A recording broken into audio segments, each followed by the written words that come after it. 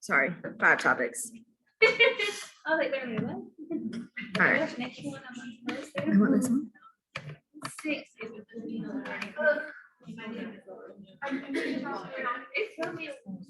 wouldn't work for one of these levels. Okay, so all of the concepts we're going to talk about in this unit, you've already talked about in some way and have a basic understanding of what they are. So the whole point of conceptual teaching is that you know what information is. Now we just have to apply it to different parts of the body. The same thing, you already know what cancer is, so we just need to apply it to a specific area of the body. And same thing with elimination. Like you've had all of these as a basic and an overview before. So for inflammation, what do you know about inflammation? Itis. It tends to end in itis. So the disease processes that end in itis are the ones that we're looking for. What happens? We got erythema, redness, Lots of movement. yeah. We have localized and systemic diarrhea. Yeah. Is this what you just said? Tenderness. Which this is gonna lead to maybe some pain, tenderness, pain? Yes? Okay. Lots of function. Okay, and a loss of function. So redness, tenderness, swelling, loss of function. That's pretty standard for anything that's inflamed, right? So we're just now gonna inflame different parts of your GI tract. So some of these things, can I see redness in your GI tract? No. Not without scope, I can. But I may not be able to see tenderness, but I know that the patient's in pain. So the location of it is going to be specific to what we've inflamed. Swelling, I'm probably not going to be able to see swelling from the outside, but the redness and the swelling, I may see external symptoms that tell me that those things are happening inside the body. Does that make sense? Loss of function, so whatever the function is of that part of the GI tract, it's not going to work if it's inflamed. So what does that part of the GI tract do? What does the stomach do? What does the gallbladder do? What does the small intestine do? What does the large intestine do? If it's inflamed, it's not going to do what it's supposed to do. That's why it's important that you know something about the anatomy and physiology piece of it. Does that make sense? Okay. So we're going to kind of do a mix of a little bit of lecture stuff, which I am recording, and we're going to do a little bit of activities in between.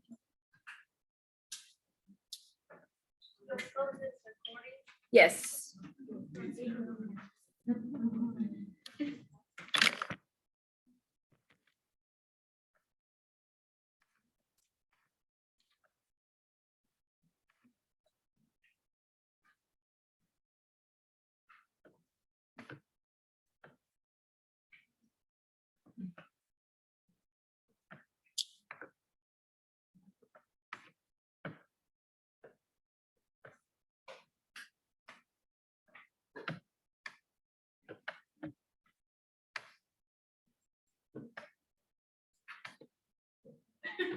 Okay, so hernia is probably not the best example of inflammation to start out with, but that's technically where it falls under because it can create inflammation within the GI tract. It's kind of an elimination and inflammation problem. Physiologically, it's an elimination because stuff doesn't move the way it should, but then it leads to inflammatory problems because stuff gets backed up. So bear with me for this one. It may not apply to inflammation quite the way we just talked about as much as the rest of it. So a hernia, what's a hernia? Not specifically a hiatal hernia, a hernia in general. A protrusion of some kind. Some part of the GI tract is protruding where it shouldn't be going, simply put. So there's different types of hernias. A hiatal hernia is where your stomach protrudes where it shouldn't go. Your stomach should be below your diaphragm, right? Stuff should go down your esophagus, pass through where your diaphragm is, and then go into your stomach. Well, with a hernia, that doesn't happen. So with a hiatal hernia, either the stomach is pushed up through like this in the same opening, so it's pushed up to the esophagus, or it gets pushed up the side of the esophagus. So I have this pouch of my stomach that's over here. Does that make sense? But it's all still internal. Right. So there's different types of hernias. And what's gonna happen, so what's gonna happen to this patient? What's gonna happen to their esophagus if part of my stomach is here? If this opening is bigger, this opening shouldn't be this big. And there shouldn't be all this stomach up here. Right, they're gonna have reflux. So reflux is gonna be the inflammatory part that occurs because all of that reflux and acid is gonna inflame and irritate that bottom of the esophagus. So that's kind of how it relates to the inflammation piece, is the symptom of it. With this one, they're probably not gonna have the reflux because it's not necessarily here, it's up in here. But they're probably gonna have maybe some pain and they lose part of their stomach size, essentially, because is food gonna come down here and then go up here? Right. So this one's a little bit different. What about like blood circulation? That's what we're gonna talk about in just a second. Look at you go. Because that's gonna be the complication we're going to. So signs and symptoms for a hiatal hernia, we're talking about our stomach being pushed up. So when our stomach pushes up like that, they can have a swelling or a bulge in the abdomen up here. It's up high. Remember, we're talking about the diaphragm. So it can protrude out up here. Don't mix it up with like an umbilical hernia where the belly button is pushed way out. Same process, just different location. This one's up high. So we already said they're likely to have some of those inflammatory symptoms.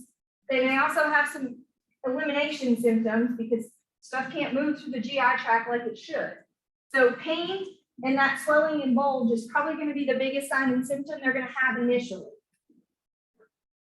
Does that make sense?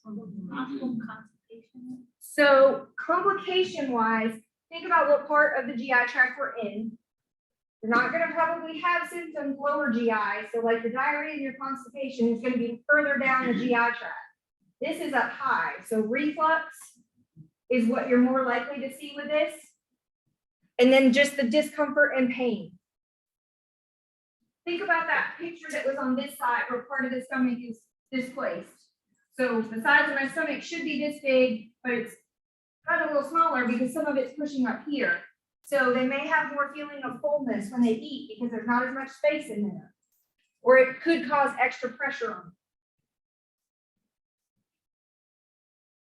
Complication wise, what did you start to say about? Cut off circulation to that portion.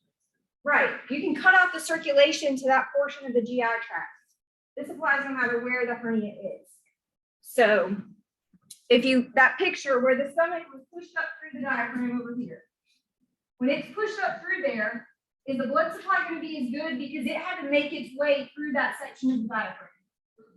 So if you squeeze something off, what do you do to circulation of it? Cut it off.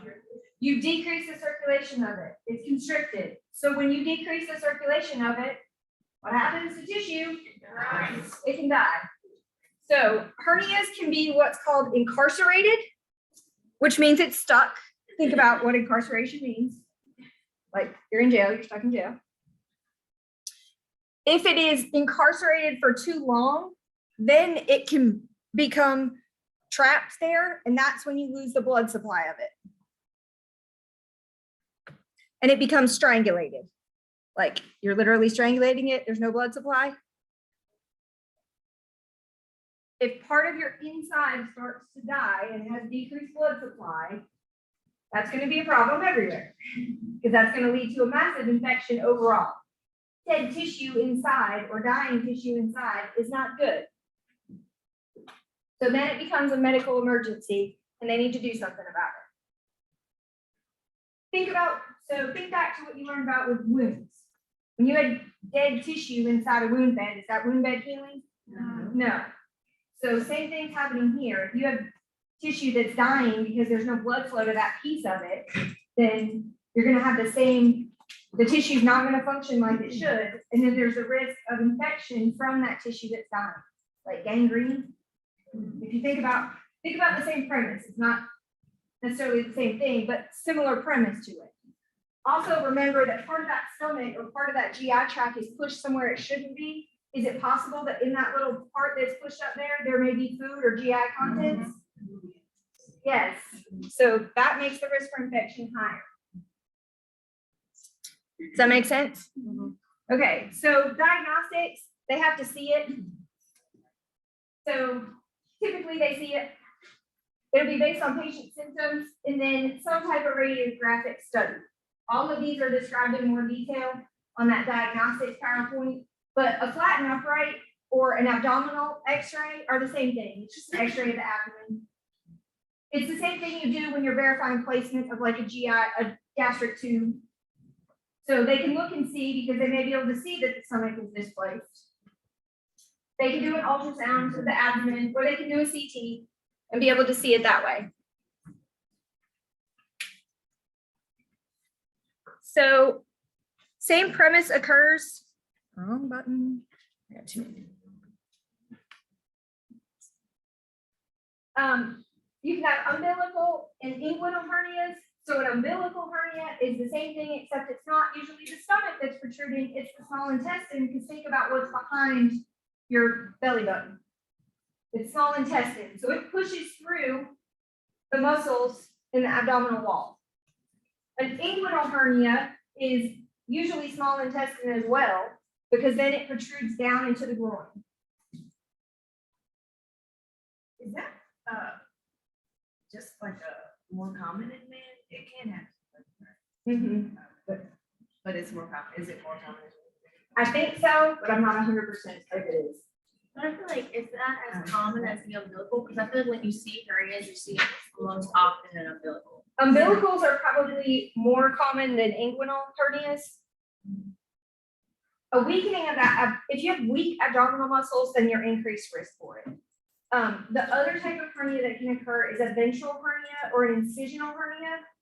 So think about if somebody's been cut open, if you cut open their abdomen, you had to cut through that muscle, right? So you weakened it.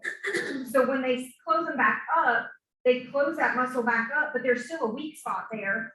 And that weak spot can allow a hernia to form, which is an incisional or a ventral hernia, because it pushes back through that incisional area. So same premise is going to apply based on what type of hernia. The pain is just going to be wherever it's located. Hiatal is going to be up high. Umbilical is probably going to be near the belly button. Inguinal, it's going to be more towards the groin. Ventral, it's going to be near wherever that incision is. Does that make sense? Is there a ventral slide or? There are different types of hernias. The sliding one where part of it slides up through versus where it protrudes up through that side of the diaphragm.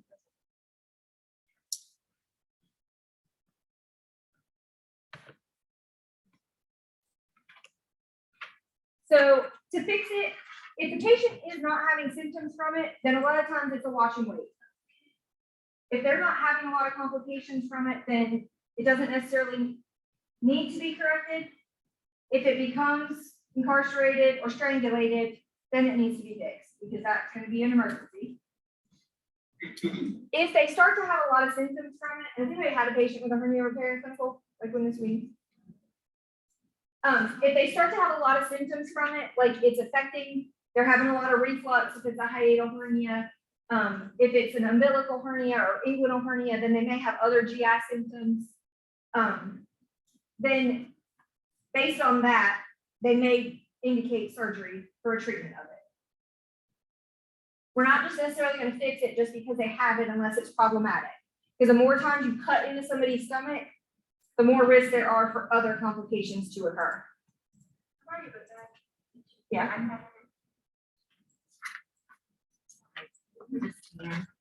I think it's on my desk. Oh, no, just kidding. I just went through here. Thanks. So when do they use the mesh? That's part of the repair is when they put the mesh in. There's ads on TV all the time for lawsuits for mesh. Yeah. Where infected mesh. It's a lot of that mesh is usually from some type of abdominal surgery. A lot of times it's related to hernia repairs. There's a ton of different types of mesh that can be used. We were looking it up because I had a patient in clinical this week that had a hernia repair, and it was incisional, because they'd already had one repaired in the past. The type of mesh they used the first time clearly didn't hold up well. The patient was also significantly obese, which contributes to it not healing well. This time they did it laparoscopically, so the type of mesh they used looks a little bit different compared to traditional mesh in order to help to try to hold it. And it's a little less invasive when you do things laparoscopically. But they put the mesh in to try to help to repair that, to help hold it, to make it stronger, so that that part of the GI tract doesn't protrude where it's not supposed to. Is it like the part of the mesh, some of it's not supposed to go there? I don't know if you remember that guy that was on 5, like 4 years ago. The guy that was there for like a year, he got infected mesh. He got infected mesh from somewhere else, and nobody would touch him because the surgeon that did it was no longer in practice, not around here. And he came to the hospital, and he was essentially septic because there was so much infection in his abdomen. His abdomen was wide open.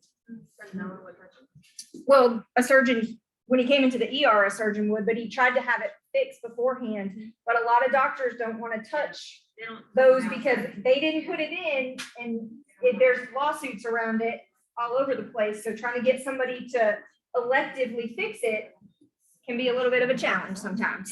That's what happens when you build. So you've not had carry-out nursing. So a lot of the care that we talk about for some of these disorders in this unit revolves around some type of surgical correction of it. So we're going to talk about some of that nursing care and go through like that other PowerPoint just specific to surgery, because you don't have all of the post-op content that goes with that just yet. So think about it. If we've got somebody that had their abdomen cut open because we repaired a hernia in some way, what are things you need to do about it? Assess their bowel sounds, because we put into their GI tract. That would be a very good start. Because are their bowel sounds going to be normal? No. Probably not, because their GI tract has been manipulated. Introduce food slowly. Progress their diet as tolerated. It's going to depend on the type of hernia, but you're going to do it slowly. They may start out NPO, it may start out clear liquids, and then we progress up from there. Do I want them to put a hamburger in as the first meal after they wake up after GI surgery? Nope, because it's going to come right back at you because it's not going to go through. So progress their diet based on the type of procedure will determine more so as to how progressed they start out. The bigger the surgery, then the more likely they are to be NPO. They may start out with the first thing is just clear liquids. If they tolerate it, then we can progress them as tolerated. Okay, what other things are you gonna do? Okay, watch out for signs of infection. So what lab am I looking at? White blood cells. What vitals am I looking at? Temp. What else? Pressure, heart rate. Blood pressure, heart rate, everything. Looking for signs of infection. Get them up and move them. We don't ever put anybody on, we almost never put anybody on bed rest. Almost never. Like complete bed rest. They should get up and start moving. The more I move and walk like this, what does it do to my GI tract? It makes it move. Stimulates peristalsis. It wakes it up, it stimulates peristalsis. So the more they move, the quicker they're gonna be able to eat, the sooner things are gonna wake up. It's usually incentive for most patients. So if I'm not eating a whole lot, what do I need to be getting? Fluid. IV fluids. We need to keep them hydrated. We also need to replace, they had surgery, so there's a chance they lost some blood. Hernia repair, you don't usually lose a whole lot of blood, but they're probably gonna be on some type of continuous fluids. We cut into their GI tract. Watch out, antibiotics, Okay. prophylactic antibiotics. Depending on the patient, an elective hernia repair, do I need a lot of antibiotics for a long time? No. No. If they had a strangulated or an incarcerated hernia, No. they're probably gonna need some more antibiotics for that because the risk for infection is so much higher. Somebody said pass gas. Yes. Passing gas is the best indicator of bowel function because it means stuff's moving all the way through. I can listen for bowel sounds, but think about it. When you put your stethoscope on somebody's abdomen and you listen for bowel sounds, I listen in each quadrant, right? But does that tell me every part of the, however many feet of intestine you have is all working? No, it's a good indicator, but it's not the best, because I may hear bowel sounds, but there still may be a section of bowel that's not moving very well. I'm not necessarily gonna know that. So ask the patient if they're passing any gas, because if they're able to pass gas, stuff has to be moving all the way through for it to come all the way out.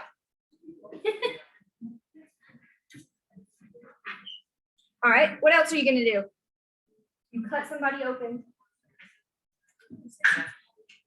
Assess an incision or dressing change based on what you have for orders.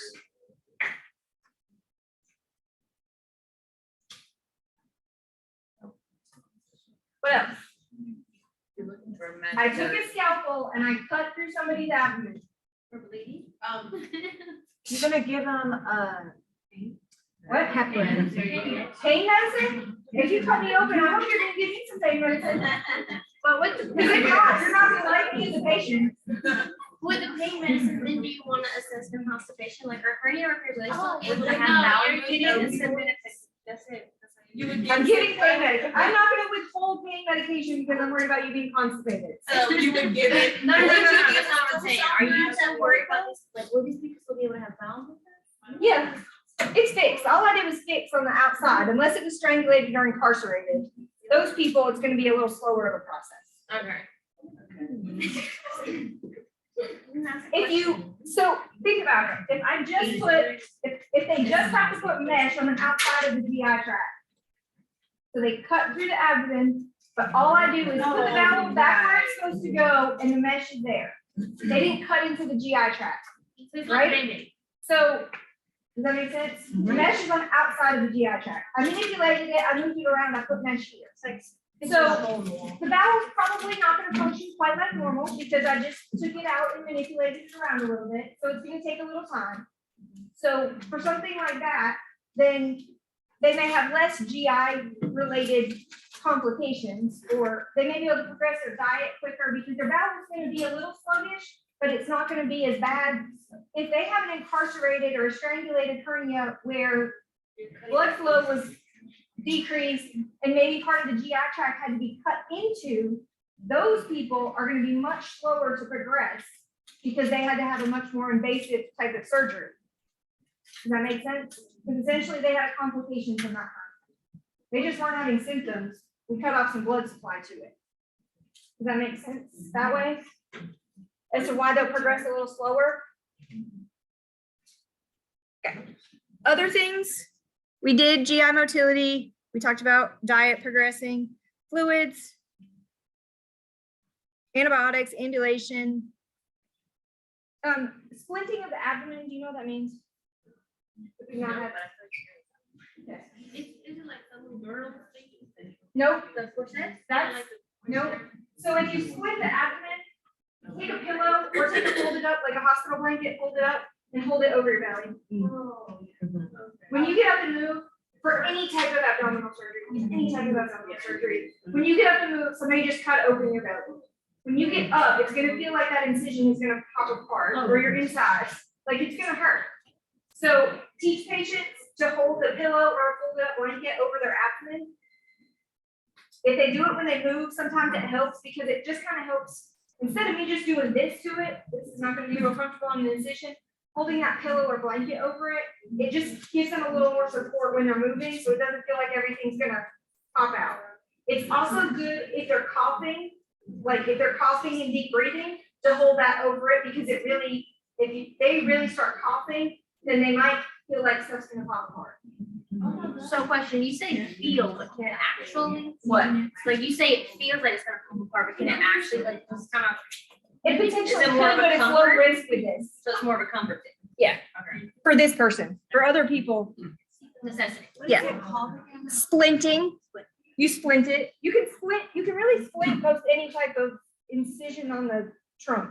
Don't they do? Abdomen, you can do it with breast surgery, you can do it with lung surgery. Is that what they do? Is that- Yeah, they give them they usually have a heart pillow Yeah, for yeah. cardiac surgery. Yep, same thing. That's cute little heart.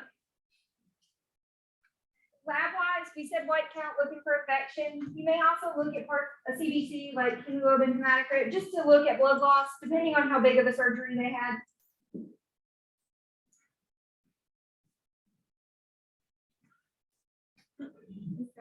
Yeah. What about the, is it CRP or CPR lab? They're probably not going to look at it for this, some of the other inflammatory stuff we're going to talk about, because they're more inflammatory. This one is kind of that mix of inflammation and elimination related, so it's probably not going to be reflected in that. Okay. Peptic ulcer disease.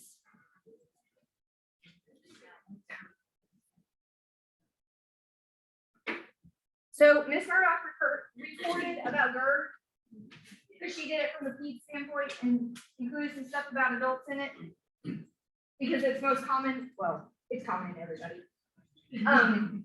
So I'm not going to talk about GERD separately. She included everything that she needed to. There's some reading for it in the adult med-surg book too. We're going to go straight to peptic ulcer disease, because their reflux is bad enough that it's leading to an ulcer or something else is causing it, essentially is what we're looking at. So within your stomach, peptic ulcer disease, it ulcerates, right? There's ulceration of the mucosa, which is the lining of your stomach. So if it ulcerates, is it inflamed?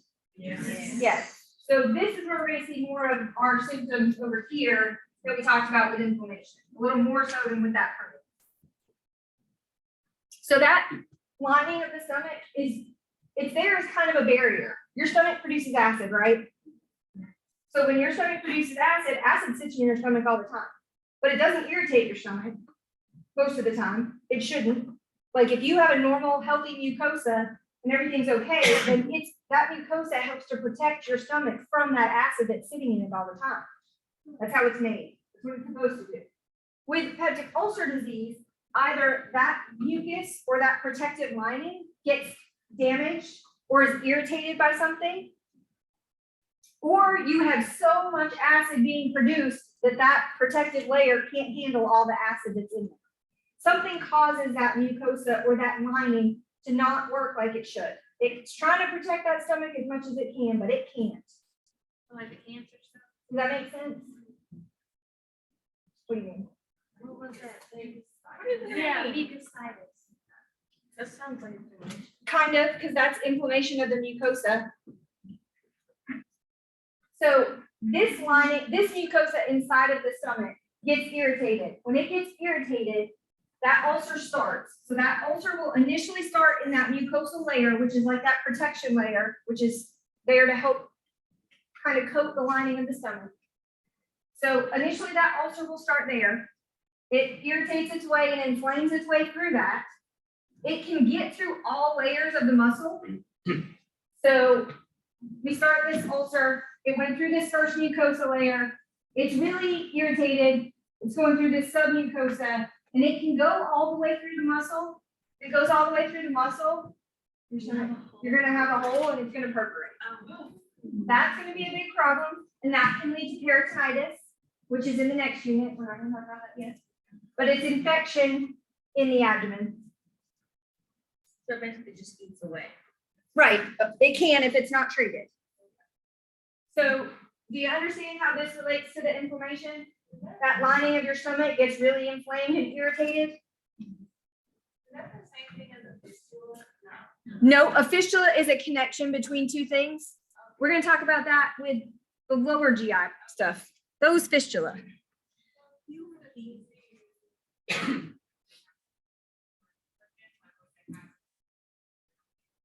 It kind of depends on what's causing it. It's possible, once you have ulcers, you're at increased risk to have them again, but it kind of depends on what the cause of it is. So ulcers, there are certain disorders that can cause an increase in acid, a significant increase in acid production. If that's the case, then you're at high risk to have it again. You have to treat that underlying cause. There's something called H. pylori, which is a bacteria, and an overgrowth of that bacteria allows ulcers to occur in the stomach. So you'd have to treat that bacteria. So there's a whole treatment that goes with that.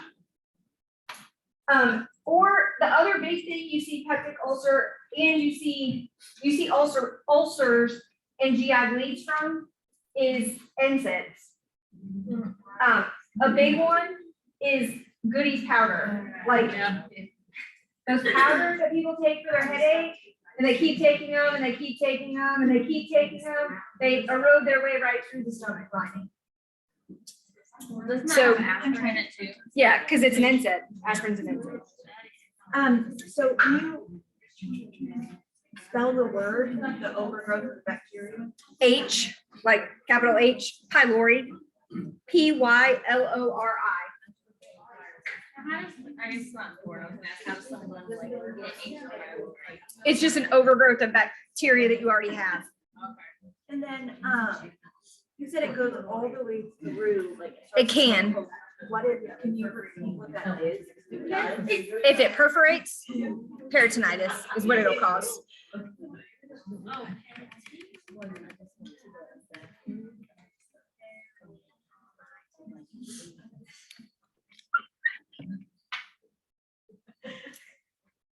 So, remember back to our inflammation symptoms over here, because this is what's happening in your stomach. So, we're probably gonna have tenderness, which is gonna manifest itself into pain for us. So, some of the things that they'll ask a patient is, does it get better with food or does it get worse with food? Worse. Depends on where the ulcer is located. It will help the GI doctor determine whether or not it's a gastric or duodenal ulcer as to how it responds to food. Gastric ulcers tend to get worse with food. Duodenal ulcers tend to get better with food. So it's just location of it. It's one of the assessment questions that they'll ask the patient. Gastric gets worse with food. Duodenal gets better with food. Thank you. You spell duodenum. Duodenum, DUODENUM.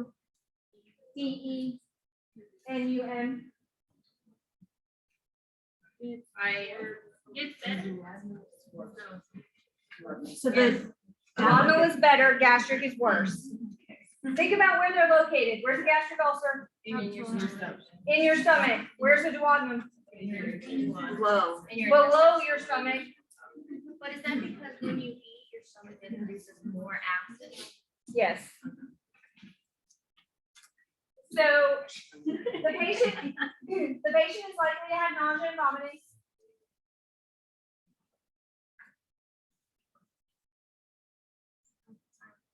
What's coffee ground emesis?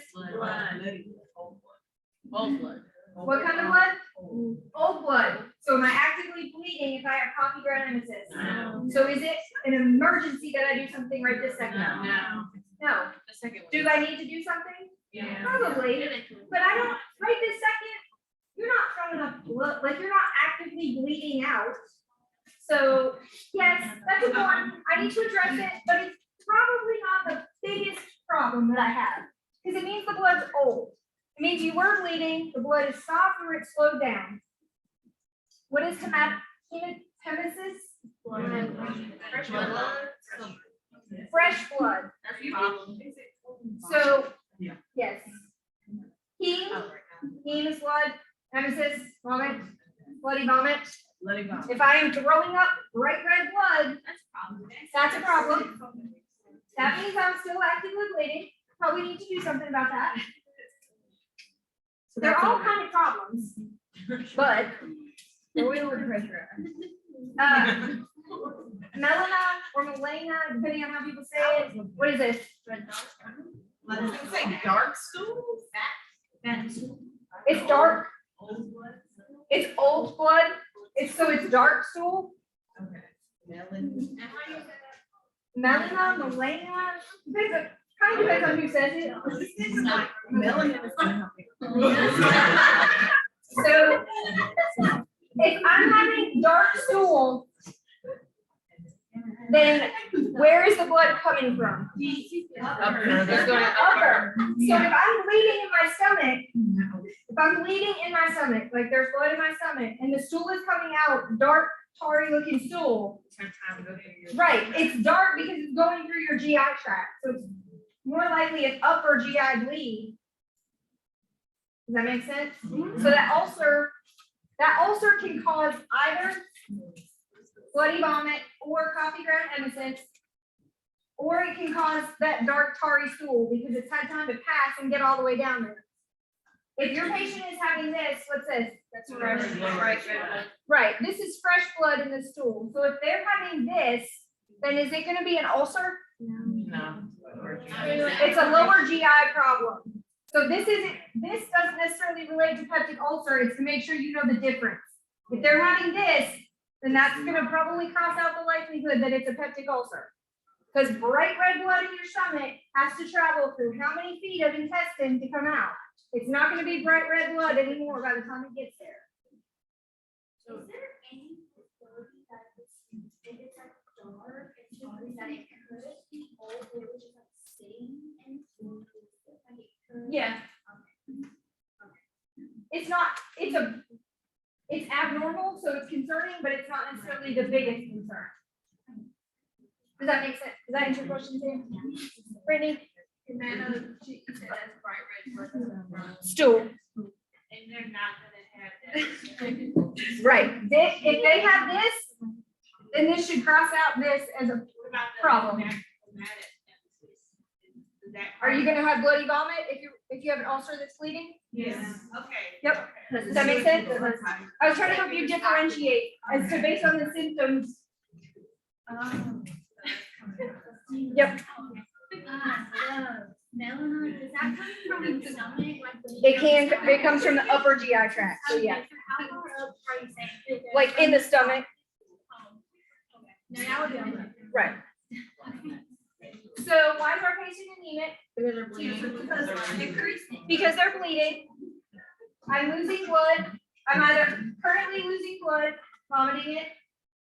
I've had old blood loss, so I might be anemic from either one of these. Or if I'm having this because of another problem, it would also be anemic. Does that make sense? So to diagnose for ulcers, questions that we need to ask. Diet. Medicines that you take.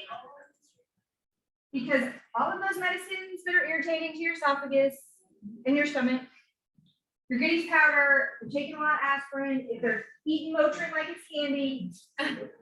The people that you tend to see that end up getting ulcers that lead to GI bleeds, a lot of times are somebody that has chronic pain, like chronic back pain, or an acute back injury, or headaches, and they are popping over the counter NSAIDs a lot, and it leads them to bleed. The other causes for ulcers could be related to diet. Alcohol can cause ulcers and GI bleeds. Caffeine, stress. So you need to have a good history because the symptoms are going to tell you, the symptoms will tell us something about the bleeding, but finding out that other information. When you ask specifically about medications, because I had a patient that had a massive GI bleed, like a massive GI bleed. Like you went in the bathroom and there was blood all over the place because they were vomiting profusely and it was about the color of Monique's shirt. Like they were just, they didn't take any medicine because they didn't consider over-the-counter medication because it wasn't prescribed. So make sure you specifically ask about over-the-counter meds, aspirin, ibuprofen, Aleve, and the powder medication, like the Goodies powder. Because the patient didn't say, they were like, I don't take any medication at home. But because they don't take any prescribed medication. So always make sure you're kind of specific with some of your questions to make sure you get all the information. So to diagnose ulcers, hopefully we get to the patient before we get to this point over here. But if not, we're going to talk about a bleed in just a minute. They can do different diagnostic tests. Same thing. These are all in that diagnostic test PowerPoint for you to review. There's some breath tests they do to look for that H. pylori to determine if that's the cause of the ulcer, that bacteria. They can do an upper GI series, which is like x-rays, to look to see if they can see the ulcer. And they can do an endoscopy or EGD, esophagogastroduodenoscopy. It's spelled out on your PowerPoint. Esophagogastroduodenoscopy, esophagus, gastric, stomach, duodenum. Did you say that there's a? To go through and look and actually see the ulcer. And if they're actively bleeding during an EGD, they can cauterize it or clip it to stop the bleed. What kind of test did you say was for the H. pylori? They're breath tests because they're looking for that bacteria.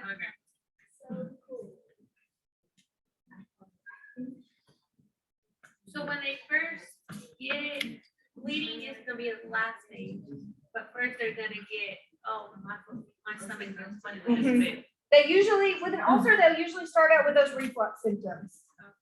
And then it turns into more of a pain. Oftentimes they say it's like a dull or like a gnawing pain. And then it either gets better or gets worse with food. Those are usually the first things you'll see. And then as that ulcer progresses, that's when you may start notice the nausea and vomiting or the active signs of bleeding from it. Does everybody that have an ulcer bleed? No, because some people notice that pain and that discomfort and they'll go seek out medical attention first before it gets to the point at which it's bleeding. Other patients just pass it off to, oh, I ate something that irritated it. And then when they start throwing up blood or coffee ground emesis, it's when then they seek medical attention. What starts with reflux, then it goes to pain. Yep. So we're really not talking about peritonitis just yet because Ms. Murdoch will get there. But if your patient has a perforation anywhere in your GI tract, if it perforates, your GI tract is closed from your mouth to your rectum, anus is closed, right? Everything that's in it should stay in it from top to bottom. Nothing should be leaking out into the body.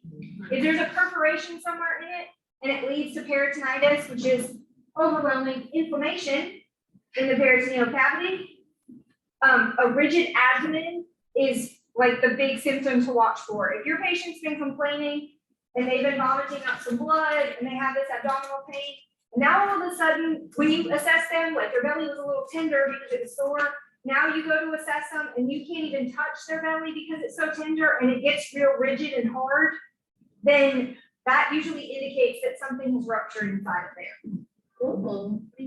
And we'll go more in depth on that in the next unit, but. So treatments for peptic ulcer, going to be similar to what Ms. Murdoch talks about in relation to GERD, as far as medications are concerned.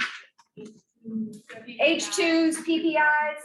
Oh, I have a med list for this unit, like a grid that we'll do either today or next week to help you review some of the meds for it too. The dietary stuff is the same stuff that's related to GERD.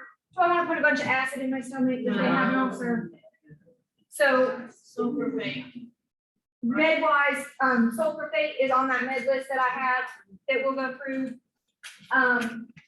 So review the interventions in the dietary stuff related to GERD that Ms. Murdoch talked about, because those are going to be the same for this. Those same type of medications, and then those same dietary things. Like, do I want to eat at 9 o'clock at night and then lay down and go to bed? No, because it's going to exacerbate the symptoms. Right. All of the same stuff you do to treat the GERD symptoms, you would do to treat this if the peptic ulcer is there and irritated, as well as medications that try to help correct it. They can do the cauterizing or the clipping. So if it's actively bleeding, when they do that endo, they can cauterize to actually stop the bleeding or clip the vessels to stop it from bleeding. And then treat the underlying reflux or GERD acid symptoms. Like that's going to stop the bleed, but then we have to fix the ulcer or allow the stomach to heal itself. Talked about the dietary stuff. Medication wise, if it's acid production related, if it's H. pylori related, then there's antibiotics that they give them for it. If it's NSAID related, then we stop the NSAIDs. The sulfurate coats the lining of the stomach to allow the stomach lining to heal. So it'll grow back No, if it perforates, they have to have surgery. You gotta sew it back together. If it's just ulcerated, then they will allow it to heal.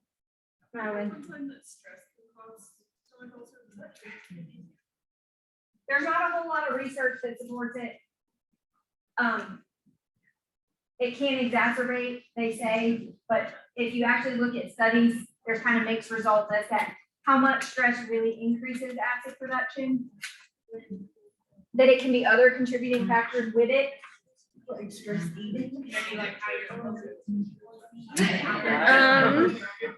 So just to So- confirm though. Yep. The treatment for it, if it has not perforated, Mhm. there's really nothing. You treat side symptoms and you help with medications to help neutralize that stomach acid so that the body itself can then heal. And then stop whatever lifestyle things may be contributing to it. Like if they drink alcohol or they smoke, then they should stop that because that will help decrease it. The dietary changes can help with the irritation, and then PPIs, H2s. If it's ulcerated enough, they'll do the sulforaphate because it coats it to allow it to heal itself. Yeah, You essentially have to let that mucosa return to its normal. but if they've had one, then they're at risk of having another one. Are they gonna be stuck on those PPIs and the medications? Possibly. It depends on what contributes to it. What caused it. If you have the H. pylori, Mhm. that's just something you. They'll give you antibiotics because it's an overgrowth of bacteria that happen within your gut. So they'll give you a combination of usually 2 or 3 different types of oral antibiotics to help treat the H. pylori. Okay, so it's not like something like you. Hey. just genetically have it. Like, It's not genetic. It's just you have that overgrowth of that bacteria okay, in your gut. I didn't know if like some people just have a higher chance of ulcers. Does that make sense? They like there are other disorders that can have a higher risk of ulcers, Okay, but okay. It's not. other underlying conditions, but not just ulcers in general. There's not like a genetic link to them. Okay. It's usually more lifestyle factors. Can we talk about the specific antibiotics that you recommend? They're on the med list that I go over, or that I'm going to give you that we'll go over in class. So the treatment for an ulcer that's perforated has to be surgical. Like they have to surgically sew it back together if it's perforated. If it's not perforated, that's when we do the endo and they can stop the bleeding. Or then we do the medications and the lifestyle changes in order to fix the underlying cause of the ulcer. They can do, so the vagus nerve is part of what tells your stomach to produce the acid. So they can do something called a vagotomy that affects that nerve so that it helps to decrease, like if there's a massive overproduction of acid, they can do that, a vagotomy, and it will essentially like sever part of that nerve so that it doesn't keep telling your stomach to produce all this extra acid.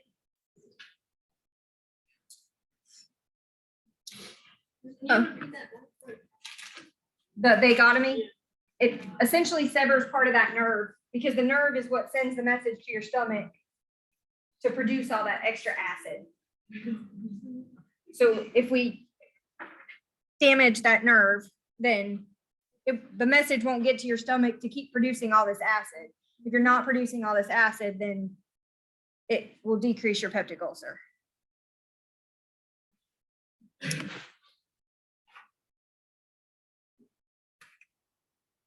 If our peptic ulcer is severe enough and we have a GI bleed, so think about your anemic patient.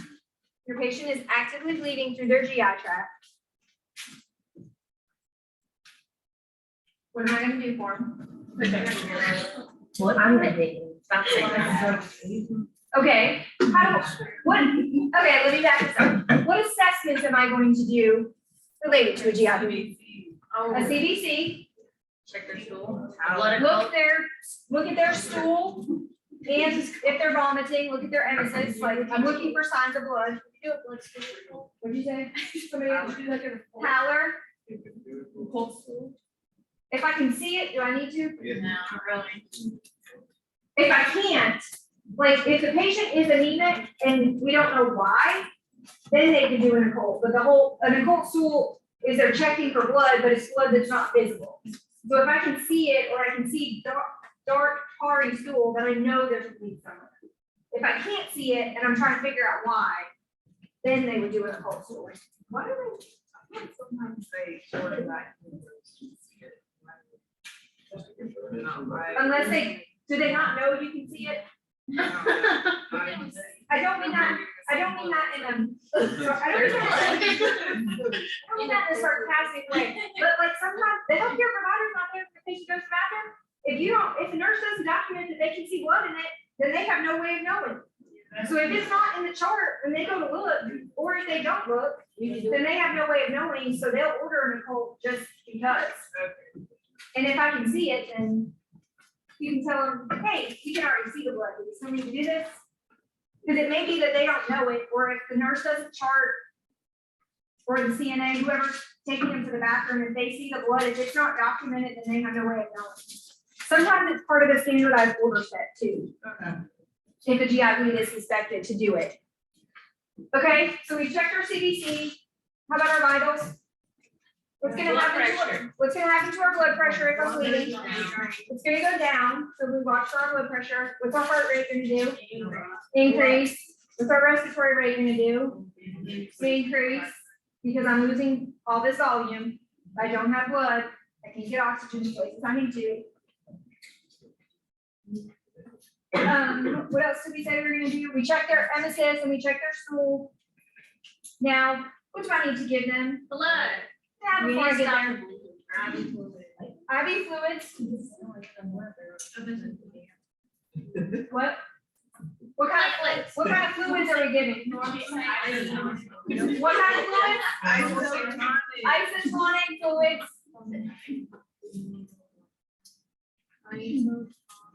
I need to replace volume. They are actively losing volume. They are not anemic because of some other deficiency. They are anemic because they're in active blood loss. So we'll start initially with fluids and bolusing them with isotonic fluids. If that's not enough, based on how symptomatic the patient is, then they may get blood.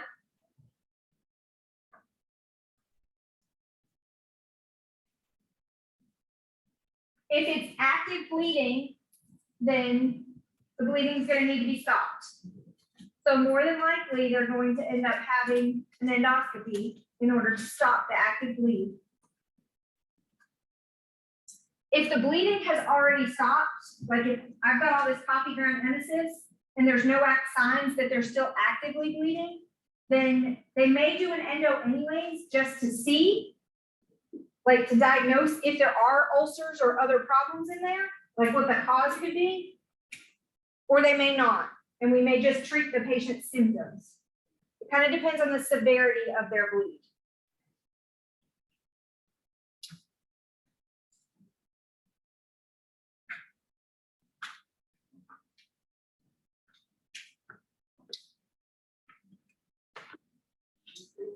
Here's some examples of some ulcers as to what they can look like.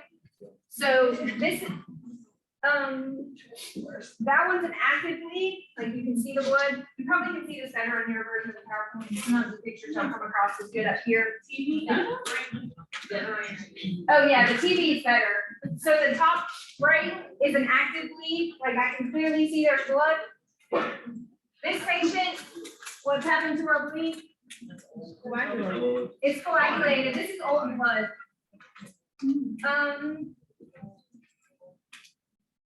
These are just different ulcerations. I kind of wonder that. Are those trying to heal or no? Yeah, this one looks like I think that one's starting to heal. But they're not actively bleeding. There's just ulcerations there from the endo. Chronic ulcers. See how the coloring is different? But remember our signs of inflammation? It's really red. So it could be from that. I don't think there's blood in this picture, if I remember correctly. It's just that it's chronic irritation to the stomach.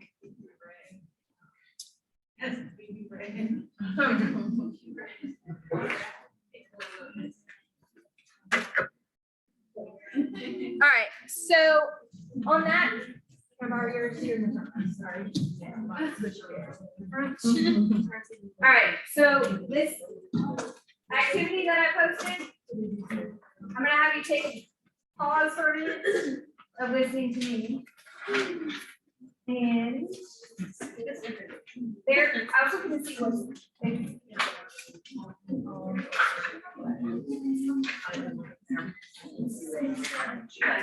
Okay, so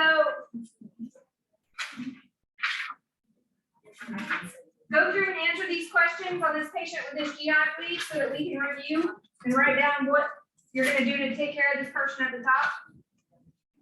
Who really likes their Giddy's powders. You can print it or it's online. It was up to you if you wanted to print it or not. Easy. 51-year-old male and they're looking at Okay. All right, so signs and symptoms, hypovolemia, they have GI bleed, they're bleeding. So pallor, low BP, high heart rate, high respiratory rate, maybe cool and clammy. What else? Pretty cool. Pretty. What else? Fatigue, weakness, yes. all the anemia signs. All the symptoms of anemia.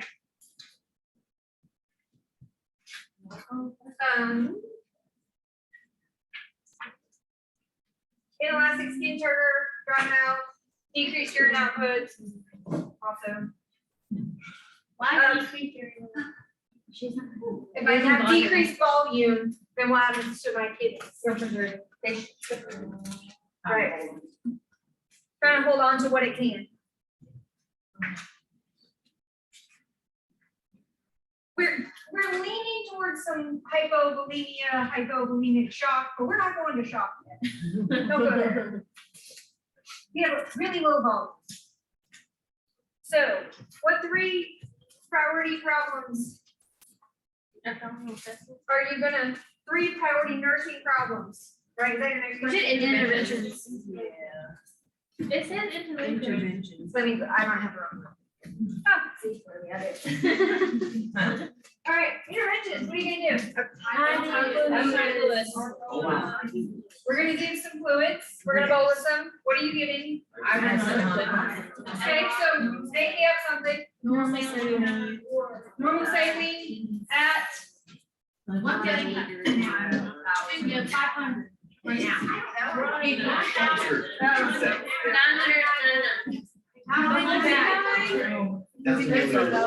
There you go. Per minute. Okay. If you are bolusing someone with some isotonic fluids, then we need to be giving them a 999. Really? The pump will go to. That is a bolus. Okay, so this is 500 milliliters right here. So if you're giving it at 150 an hour, it's gonna take over 3 hours to get this bottle in them. They are actively bleeding. Is this going to do anything? No. Nope, because in 3 hours, they're probably gonna be way sicker than they are right now. So if you're bolusing them, you need to give it fast. If you're giving a liter in an hour, then $9.99 is usually what the pumps go to. Sometimes they'll do like a 500 ml bolus. So I'm still giving it at $9.99 because it's a bolus, but I can run it over 30 minutes because it's only 500 with your volume. You want to get it in fast is the goal if they're actively bleeding like that. Then after I bolus them, if it helps them a little, then I'm probably going to go to your maintenance fluid. 150, 200, 250, depending on how much volume they need. But they're gonna need to be bolus initially because I need to replace volume. All right, what else we doing? Blood products if needed. Okay, so give some blood. How do I know if they need blood? Okay, so are they symptomatic? Yeah. Based on the first one? Yeah. Okay. Would you check What else? CBC? What? CBC? Yep. We need to check a CBC to see where they're at, obviously, because they're actively bleeding. So check your CBC. We already know they're symptomatic Because do we transfuse everybody just because they're CBC low? No. No. We usually like them to be symptomatic. So we checked our CBC. Our hemoglobin is our hemoglobin is 4.8. Ooh. We're bleeding a lot. I'm gonna make us really, really sick. So why would they not be in shock? They probably are. We're just not going that deep yet. Okay. We're gonna fix them. You went too low, go a little bit. I went too low. Yeah. You want me to go to 5.8? If they're 4.8, we're giving them shock symptoms. No, it depends, but I don't wanna hear that. if their hemoglobin is really low, we are bolusing them with fluid. We check their CBC. We're gonna get an order to transfuse them some blood. We're probably gonna give them more than 1 unit of blood, right? Because they're bleeding so much. And we know they're significantly symptomatic based on your symptoms up here. What do you have to get before you can get a blood? That's fine. Okay, hold on. First of all, I can't hear you. Okay. And consent. Consent. Do we have any? No, I don't know. No. No, so we don't have to fix that. Do they have to be tight and crossed? Yeah. That's one thing that has to be done before you can get blood. Yes, and you do want to consent form as well. Okay. So, what else are we doing? We've given them fluid, we've bolused them. What else? You're giving them some blood? Are we? Endoscopy. That's treatment. Okay. That is treatment, but we probably do need to prep them for an endoscopy because that's probably where they're headed if they're actively bleeding. Well, their diet. and those- Yes, but is that a priority right now? No. Yeah, it's a good intervention and we're gonna do it, but right now, I'm more worried about the physiological problem. I'm gonna get there.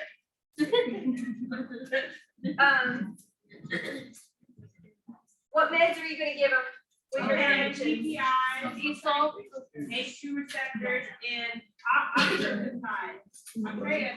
Okay, so I'm gonna, which one's better, an H2 or PPI? A PPI is better for an adult. PPI is also much more effective at decreasing the acid production. You know, there was like some percentage that it works better. So PPI is gonna be the first line. They might give them an H2 as well if there's enough bleeding because they work differently. What else did somebody say for meds? Octreotide. Okay, so 2 different meds. The sulforbate. We're gonna go to the one you just said too, but the sulforbate does what? Right, it protects and it coats. If they're actively bleeding and nauseous and vomiting, is it gonna work? No. Not right this minute. They're gonna definitely need it, but think about how it works. Sulforbate is oral, so if it's going in their mouth, They're gonna vomit back up. they're probably gonna vomit it back up, and if there's too much blood in there, it's not gonna be able to coat.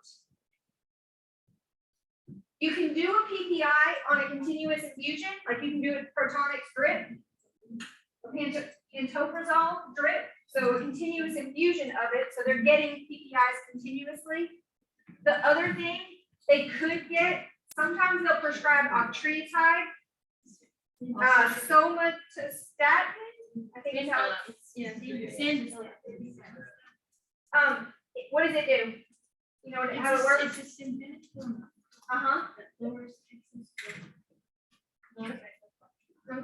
that gonna help with this? Treats diarrhea. And they give it in GI foods. Yes. But you know why? No. What's my problem? Bleeding. Bleeding. They're bleeding. If this is my vessel, how do I stop it from bleeding? Constrict it. The octreotide helps to constrict the vessel. Can you spell that word? Octreotide. It's on, I'm pretty sure it's on the med list I just posted. OCTREOTID.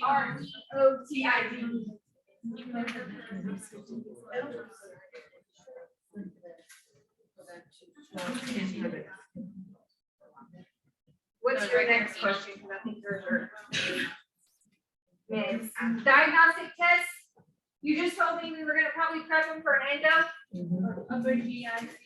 They may do an upper GI series or an X-ray, but if they're actively bleeding and we need to stop the bleeding, they'll probably bypass that and go right to the endo. It kind of just depends on what your patient looks like. They possibly could do like a CT of the abdomen, but it's gonna depend on how much they're bleeding and whether or not they're gonna be able to see anything.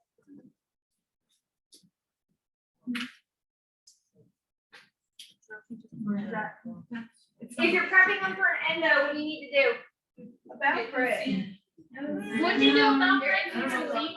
When I do a bowel prep, what am I doing? You're going through the mouth. Okay. I love that you all talk, you just all talk at once, and then you can't hear what you're saying. Okay, so an endo, I'm doing an EGD, esophagogastroduodenoscopy. Do I need, what's a bowel prep gonna do? Colonoscopy. Right, a bowel prep is gonna clean out the bowels.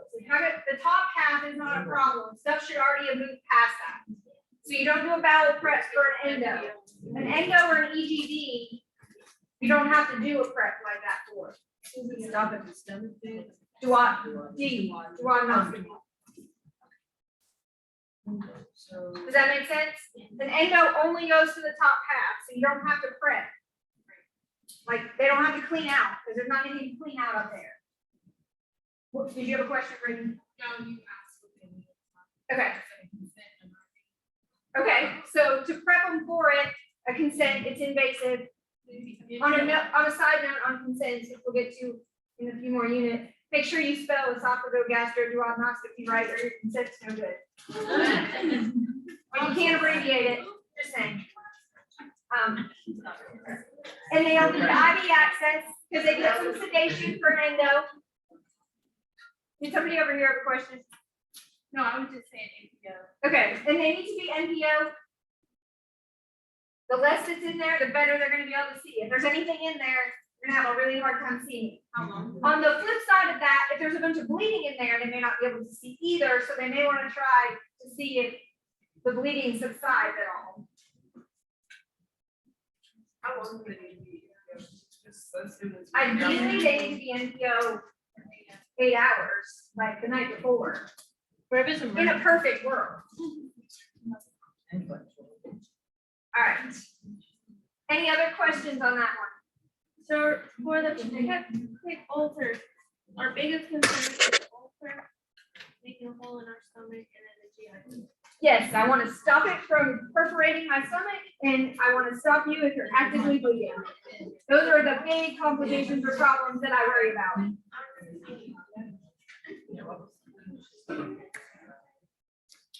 All right.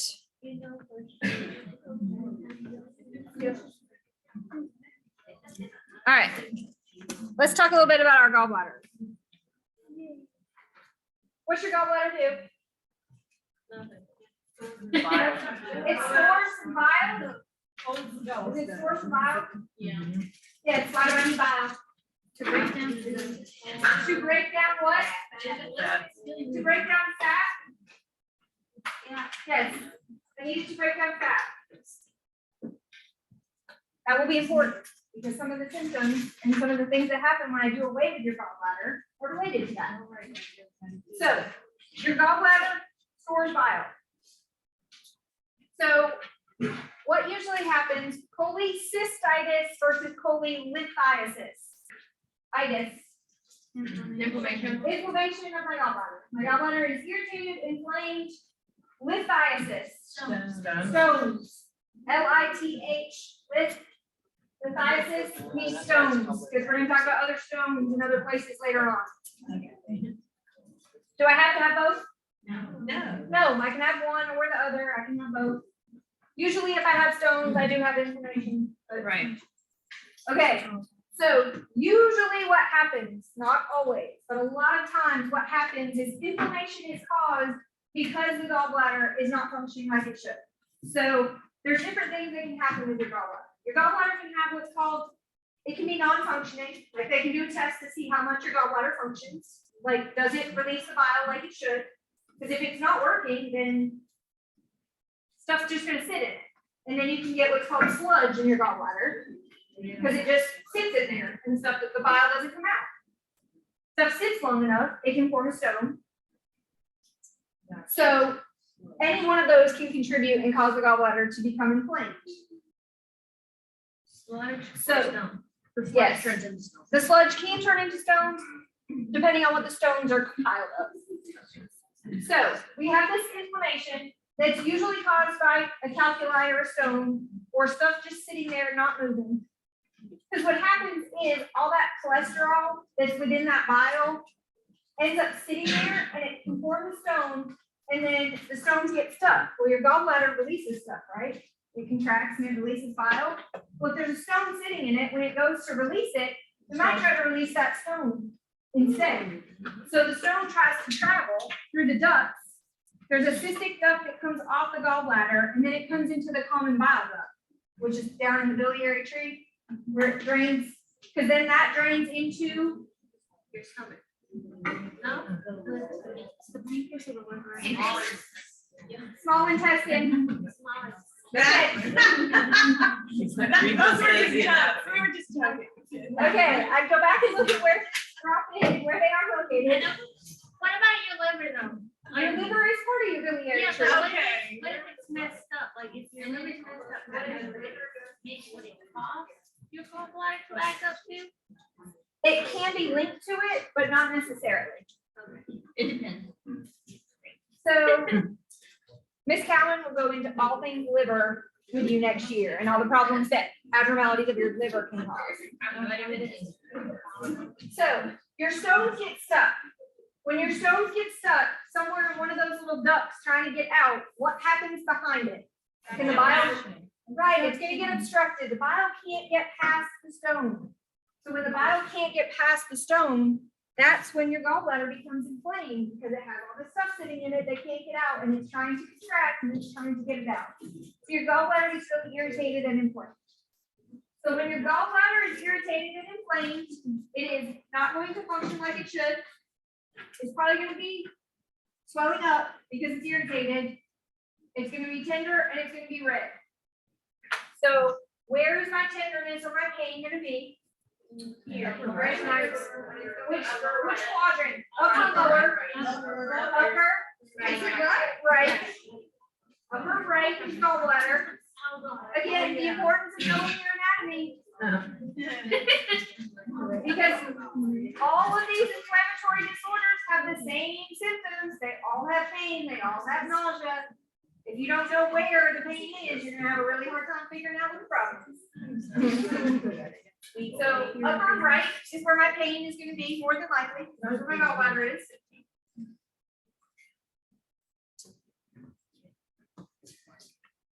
So here's an example of what different stones can look like. You don't need to go that depth. There's different types of stones that they can be compiled of. They're just different types, different color, different shapes. So that you have an idea. At what point did it take it out? One moment. Getting there. All right. So we're going to start with your symptoms your patient has. Based on those symptoms is when we get to where we're going to take it out. So our patient's symptoms. Here's our symptoms. So oftentimes it's described as biliary colic. You know what colic is, baby? Yeah, it's right, yeah. Never had it, but don't ever. But okay, so it's gonna be painful because your gallbladder's over here and it's trying to contract. So that's why it's like this colicky type pain that is irritating. But sometimes, like if you look in your patient's chart, sometimes their symptom, they may refer to it as biliary colic. That's essentially these symptoms that are happening. It's that abdominal pain and the nausea and vomiting that's associated with it.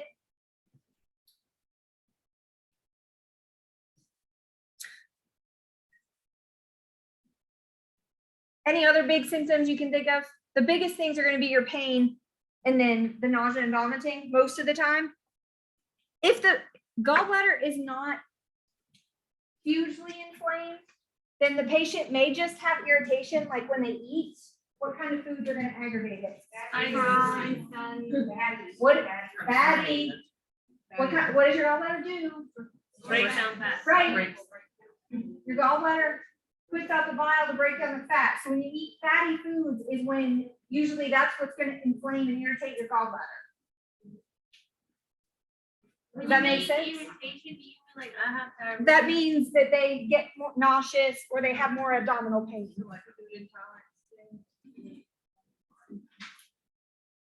Fatty foods produce their symptoms.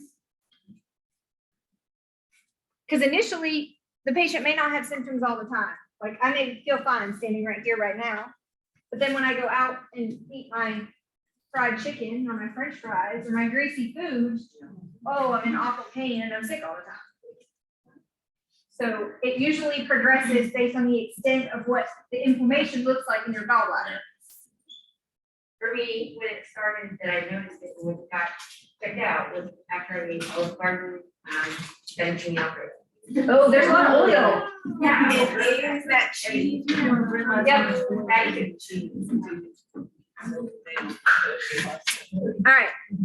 So those are your primary symptoms that you're gonna see in regards to your gallbladder being inflamed. And the extent of those symptoms kind of drives the treatment and what's done next as to when somebody seeks treatment.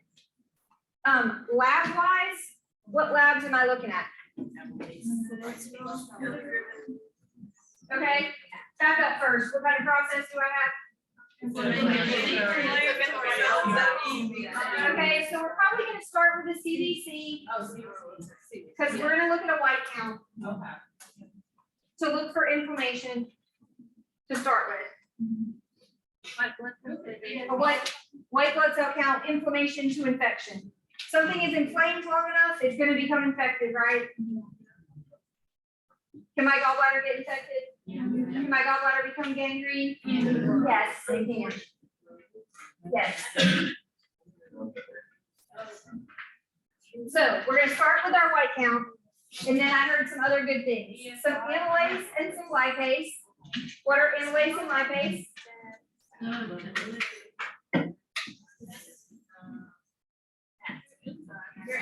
They're enzymes. Where are they produced? We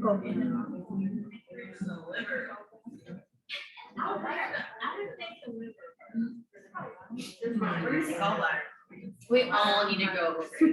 We all need to review some AP. Like, just pick and choose the parts that you individually may need. I feel like everybody might need a little review with some amylase and some lipase, because apparently we are not remembering. The what? Yes. They're the enzymes that are produced by your pancreas. What do we monitor liver enzymes like? They help to digest fats and starches. So go back and review. If the ducts are blocked, so enzymes are produced in your pancreas. Is your pancreas part of your biliary tree? Yes. When I say tree, because it looks like a duct and then it goes up and over. It's all connected together, your liver, your pancreas, and your gallbladder. They're all connected. And then they drain down into the small intestine. So, yes? Yes. Uh-huh. Okay, we're gonna all review some A&P this weekend, apparently. So your amylase and your lipase, you're gonna watch for them to be elevated. Do you need to know normal amylase and lipase? I wouldn't be surprised. Because I don't know what normal amylase and lipase are offhand. I think they're less than 100. I'm pretty sure it's around normal. If they're elevated, like I'm talking, they're gonna look like 400 or 500. We had a patient the other day when they were admitted, theirs was like almost 4,000. So like significantly high elevated. You don't need to know the normal range, like the specific normal range. If you see one that's in the 400, 500, 600s, that's high. That's a problem. Okay. That's the extent at which you need to know those normal labs. So the amylase and lipase may not always be elevated because it really is going to depend on the inflammation and if there's ducts that are obstructed. If your gallbladder is just not functioning well and not working, then that's not gonna have an effect on your amylase and lipase. If there's a stone that's blocking that common bile duct, then you're gonna probably see that high amylase and lipase. Because the amylase and lipase come from your pancreas. They're not gonna be able to get down through that duct So that tree is blocked. because the stones are blocking. Does that make sense? Wait, so they would be elevated if there's an obstruction? Right, with an obstruction, they tend to get elevated. Because your pancreas is trying to produce them, because when you're eating, it's trying to get them out there, but it can't get them out there, so it just keeps making more. Okay. That's when you tend to see them elevated. The AST and ALT, That's liver. they're liver enzymes. So same thing, you look at those, if they think there are stones blocking that duct. Because if the duct is blocked, then the liver can't do what it should, so those liver enzymes get elevated as well. Stuff can't drain down through that common bile duct if there's stones blocking it. So anything that is attached to that tree is gonna, okay. They'll check those labs to look for them to be elevated.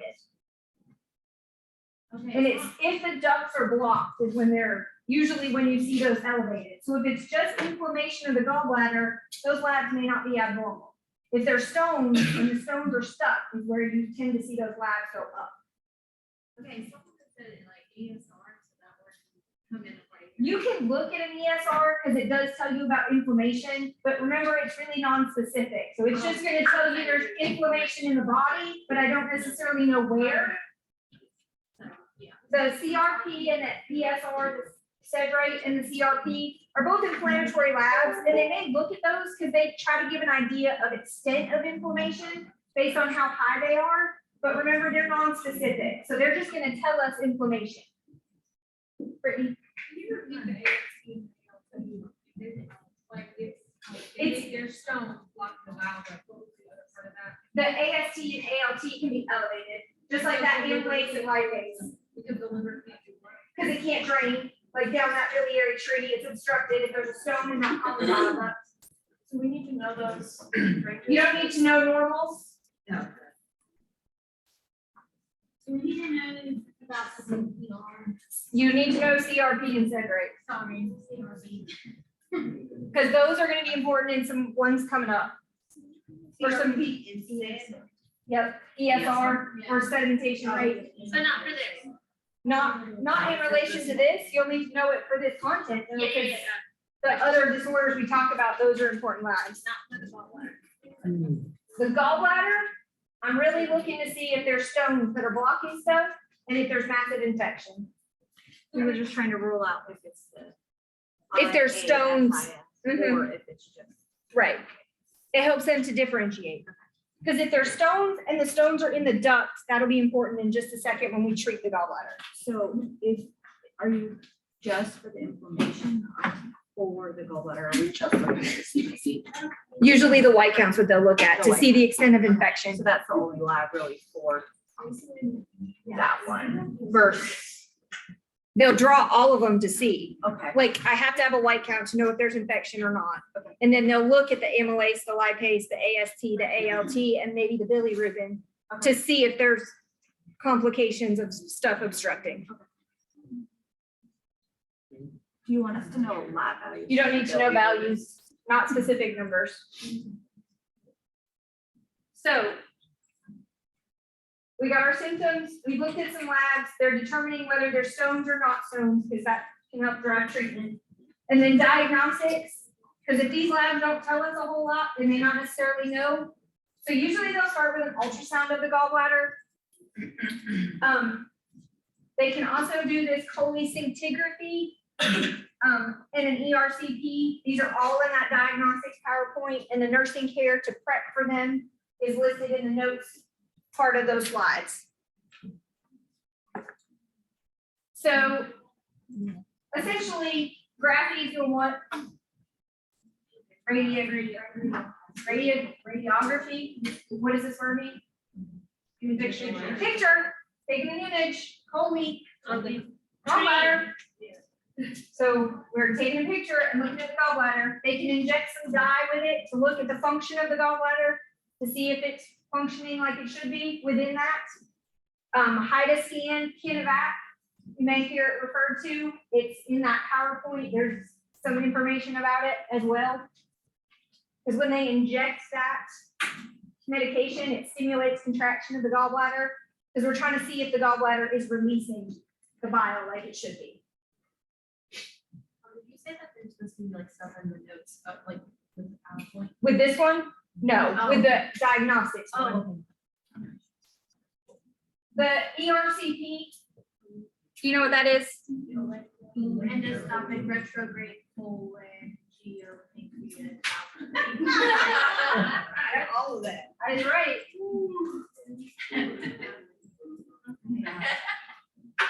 I can't see that, it's not dark enough. I need a darker color. Can you spell that? I'm sure.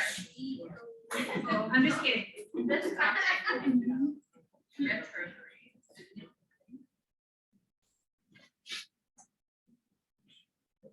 It's spelled out on that diagnostics.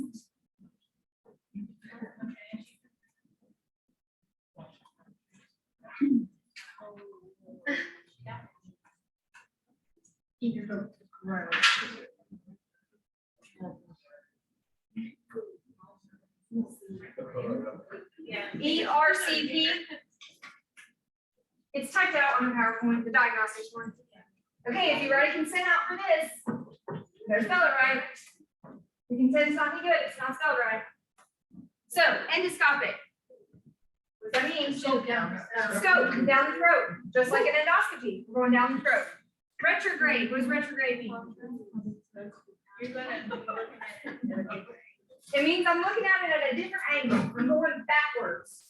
Because when you go down, back to your anatomy, when you go down into the GI tract, and I go down into the stomach, and I go down into the first part of the small intestine, because I have to get to where the gallbladder is, I then have to go upwards into the biliary tree. I went down, now I gotta go up a little bit, or at an angle up into, to be able to see that. So retrograde means I'm going at different angles to look at it. Ready? I'm just saying during an endoscopy, you're laid on the left side, but with the ERCP, you're laid from kind of like shifted to the inside. Right. Did you hear? The positioning is different for an endo versus an ERCP because of how they have to go with the scope. And where we're trying to look at. So we go down in, and then we start to go back up and look towards the biliary tree. Cholangiopancreatography. So I'm looking at the gallbladder towards the pancreas. Right, is where I'm looking. So the ERCP is when they can go in and look. So if there's stones in there, when they do an ERCP, they're doing the ERCP because then I can remove those stones. Because when you take out the gallbladder, you don't take out all those ducts.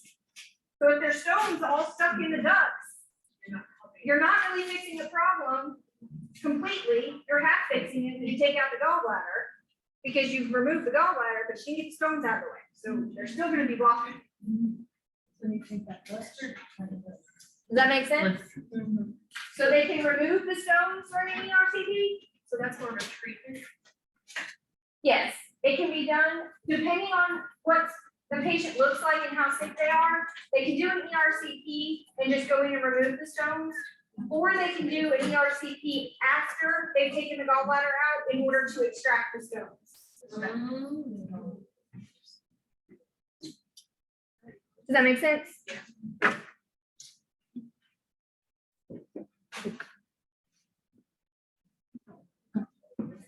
All right, so treatments. So cholecystitis is going to be treated based on how your patient looks. Kind of like what Lauren said, that when you sought out treatment, it was because you felt really bad and got sick. Some people have gallbladder problems for a long time and don't realize that they have a problem with their gallbladder because they feel bad after they eat, but they don't really know why. So when the symptoms progress is usually when somebody seeks treatment, when they're having pain all the time, or when they get really sick after eating certain foods. So That's when we get to what we're gonna do to treat them. The most common treatment is going to be a lap chole. Because you can live without your gallbladder. Laparoscopic cholecystectomy, it is abbreviated lap chole like this, not like colon. Like some people write it C-O-L-E. It's not colon, it's chole, like chole, gallbladder. In my OR rotation, I got to see this and it's really cool. Like they went in and they made like organization roll-up thing. And then when they took it out, it was in this little bag. And then they asked me if I wanted to hold it. I said, yeah, just put on some gloves. I was like, yeah. And they just popped that bad boy in there and it just was sitting there and it's all bladder. Oh, baby. It's I I was like, too. it was like, So most patients that really, Curiosity, if you are jaundiced, is that blockage of the, because it's in that biliary duct, right? So is that blockage of that? from the liver. Uh-huh. Yeah. Yep, it's backing up to the liver if the patient starts to get jaundice. Yes.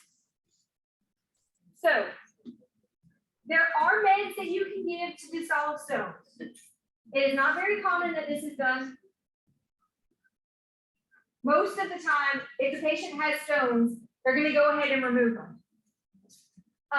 If the patient's not a great surgical candidate, like if they have a short lifespan, like they're 80 or 90 years old, they have multiple comorbid conditions, and putting them on an OR table is going to put them at much more risk, then those are the type of people that you may see, or patients that don't want surgery, then those are the ones that you might see take some of those meds that dissolve stones. But those meds are really rare that they're prescribed to anybody. So, I had a patient. No. Just, all they're gonna do is dissolve the stones, then they're gonna come back. It's not necessarily gonna fix, if the gallbladder's not functioning, it's not gonna fix the underlying problem. And if the patient is symptomatic enough, then you have to wait for those meds to work, and they take weeks to dissolve the stones completely.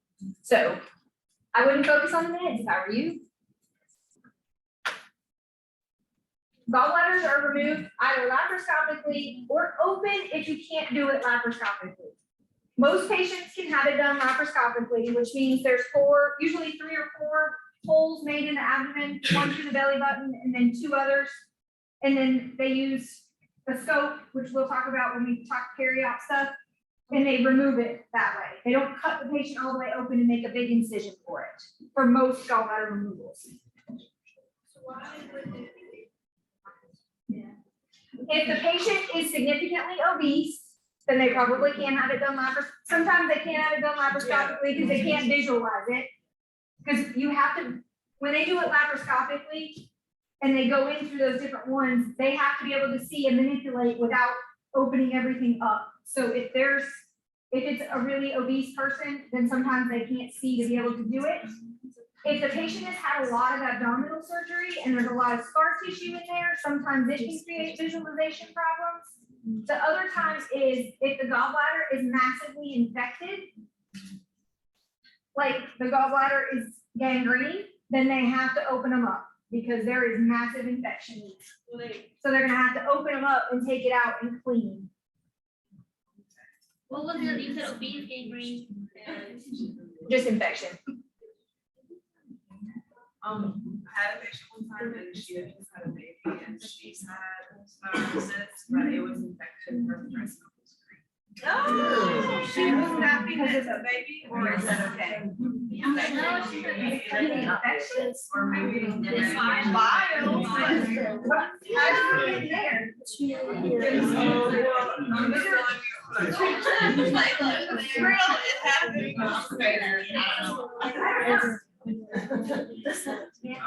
So green, mine was green, but I don't know how we get there. I'm not sure that's a physiological process.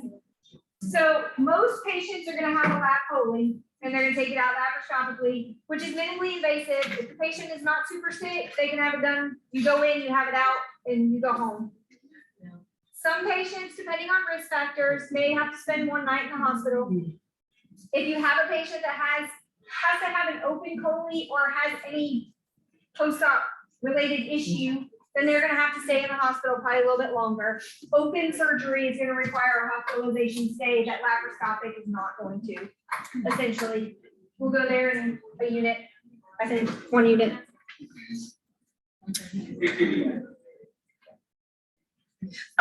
So when they do this, I forgot, they can do something called an operative cholangiogram. So while they're in there taking out that gallbladder, if they suspect their stones, they can inject dye into that biliary tree, and then that will help determine if there's stones blocking it. That way they know when they're in the OR.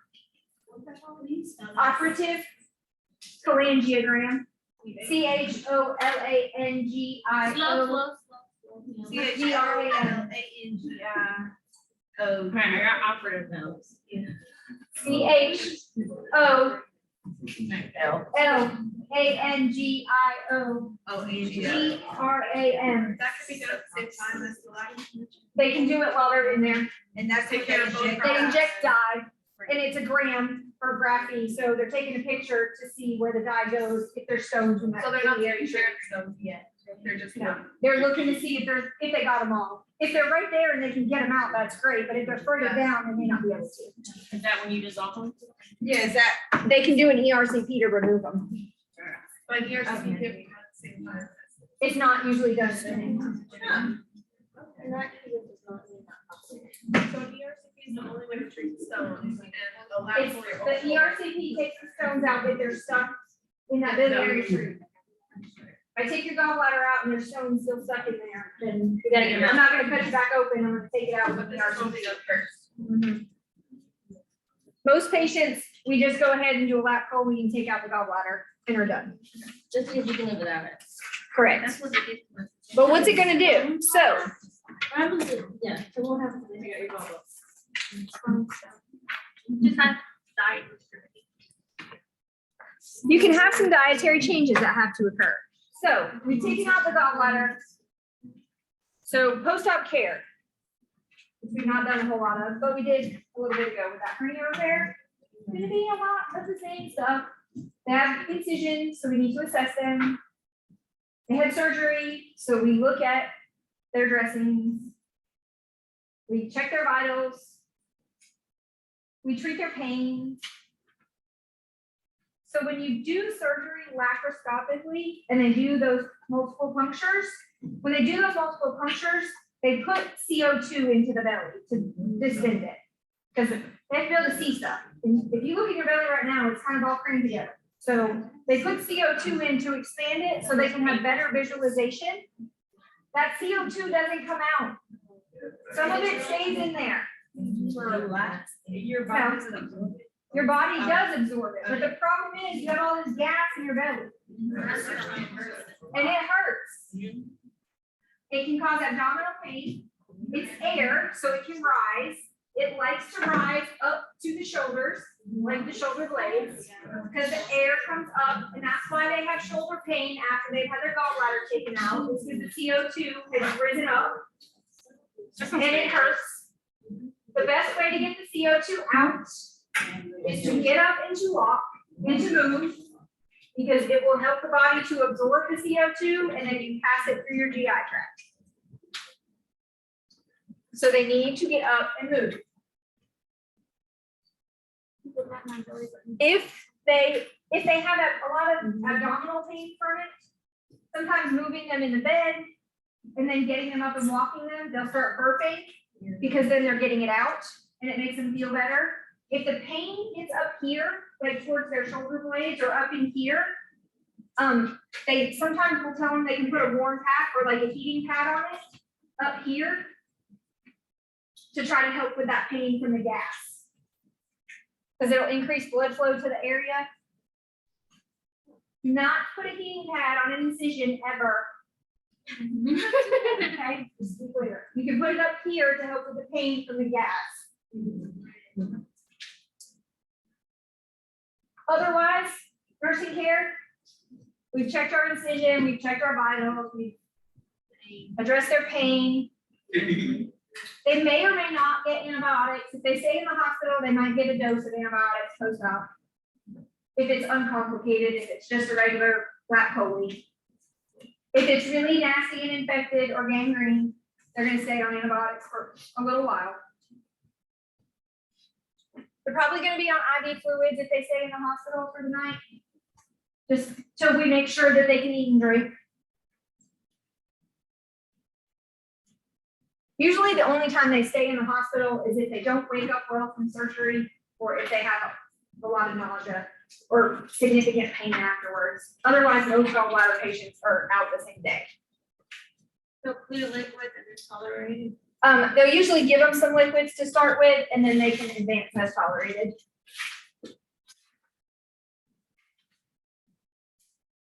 The thing that gets most patients is that because what your gallbladder does, what happens when they eat fatty food? It breaks it down. Right, you have that bile stored, it releases it to help break it down. Do I have that storage bile now? No, so oftentimes after somebody has their gallbladder taken out, they have an intolerance to fatty foods. For some patients, that can be lifelong, like there are certain things that are gonna irritate them forever. For other patients, their body adapts a little bit better and then they don't necessarily have that intolerance forever. Because you still have the bile, it's still produced, your liver's still there, it's just you don't have a storage of it to release it when it's needed. So. Does that make sense? That's the diet recommendation. Let's see. Talked about that, we talked about ambulation, we talked about diet. In rare instances, after a cholecystectomy, there's something that's called a T-tube that can be put in. It's a type of drain that can be put in. It literally looks like a T, that's why it's called a T-tube.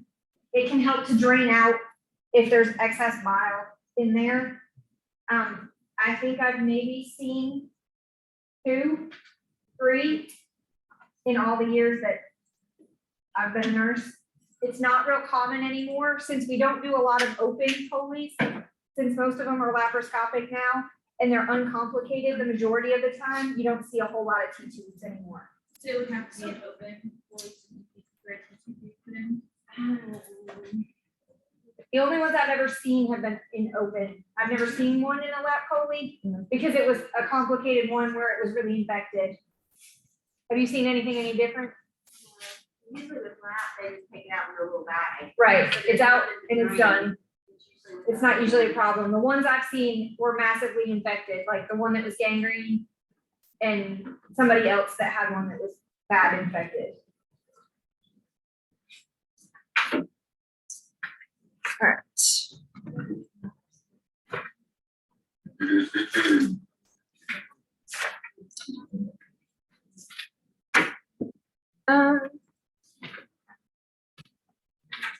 Okay, last inflammatory thing that we're really going to talk a lot about today. Diverticulosis and diverticulitis, 2 different things. Yes. Itis is inflammation. Osis means there's diverticula there. So diverticulosis means I have diverticulum. Diverticulitis means I have irritated them and they're inflamed. So the diverticula is a little pouch that forms. You can have diverticula in different areas. Most diverticula form in sigmoid colon. Yes. Most diverticula form in the lower part of your large intestine, sigmoid colon. Okay, just make sure you remember. Ascending, transverse, descending, sigmoid, rectus. There you go. Okay. You know that. All right.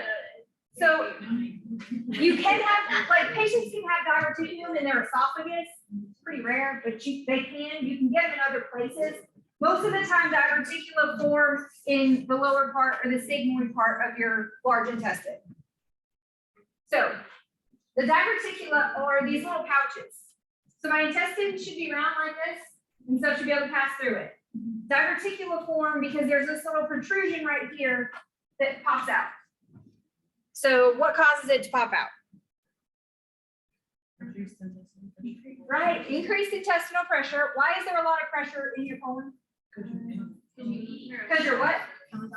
Because they get constipated? If you think about what happens to the intestine when somebody's constipated, they can't pass stool. So what happens behind that stool? Right, there's a lot of pressure. It can't push the stool through if they're constipated, so it starts to push it out, and it can cause, there can be weakening in that abdominal wall, in that intestinal wall, sorry. So pouches form. That pressure causes weak spots within the colon to pop out, and those little pouches form.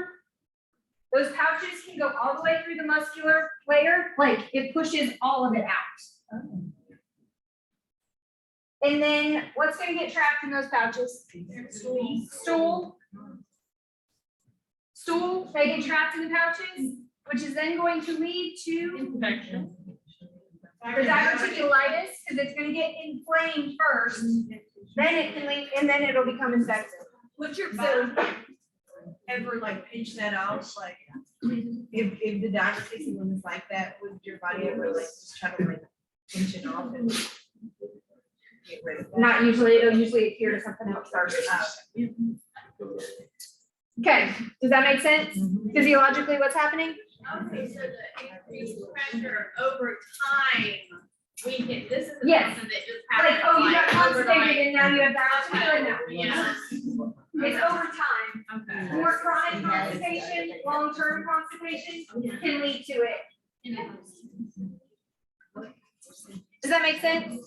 Like, the patient didn't just get constipated today because we gave them too many opiates and now they have diverticular. It's they have chronic constipation that over time has weakened the lining of the intestines, which then is what allows those pockets to form. Does somebody have a question? I was just gonna say, so the stool may get trapped in the pouches, which leads to Diverticulitis, like, yes. okay, so, We start with diverticulosis, which is the formation of the pouches. okay, The pouches can be there, like, I can have this pretty little pouch right here, and it's just hanging out. okay. I have there's diverticulosis, because I got a bunch of these little pouches. This little guy over here is not a problem. It's when the stool over here gets trapped in this one, it becomes diverticulitis. When it gets irritated, inflamed, and infected enough, it can, yep. So that's what inflammation is. Inflammation happens initially. You have to have inflammation before you can have infection. So they get inflamed when stuff sits in them.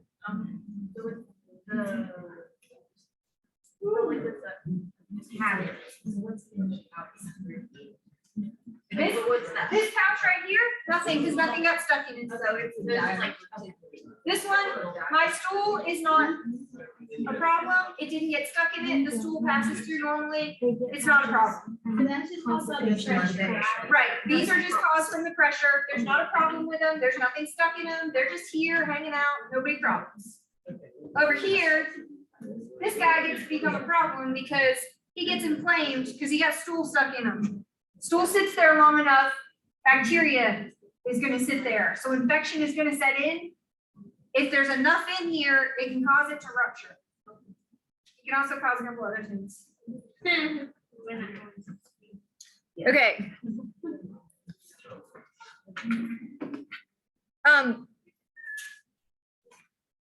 Fun fact, all those NSAIDs, that are bad for your stomach, they're bad for your intestines too, because chronic NSAID use can actually weaken the lining of the intestine. So it makes you more susceptible to developing diverticulosis, because you're more likely to weaken that wall. So, diverticulosis is the presence of diverticulum. They're there. That's it. Yes? Yeah. Over here, we have diverticulitis. So it's inflammation of the diverticulum.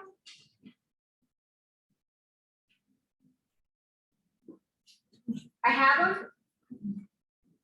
They're inflamed. Itis, inflammation. Yes. Okay, make sure you understand they're two different things because the care of the patient and the diet stuff is different. So you get diverticulosis before you get diverticulitis. I have to have the diverticula there before they can become inflamed. There's no. Can you So- repeat the second? Inflammation. So I have two different concerns. Right? This patient over here, you have diverticula. What is my concern? What do I not want to happen? Right, I don't want stuff to get stuck in them, So you and I don't want any more to form. So when you fix this constipation, you fix the issue. So. So with this person over here, I don't want them to get any more diverticulum, and I don't want them to become inflamed. So I need to do something to help their stool, right? This person over here has diverticula. I have these little pouches that are sitting there. So two things. First thing, I don't want any more diverticula to form. So what do I need to prevent? Constipation. So what kind of diet prevents constipation? High fiber. This person over here needs some fiber because the fiber is going to soften their stool and make it pass.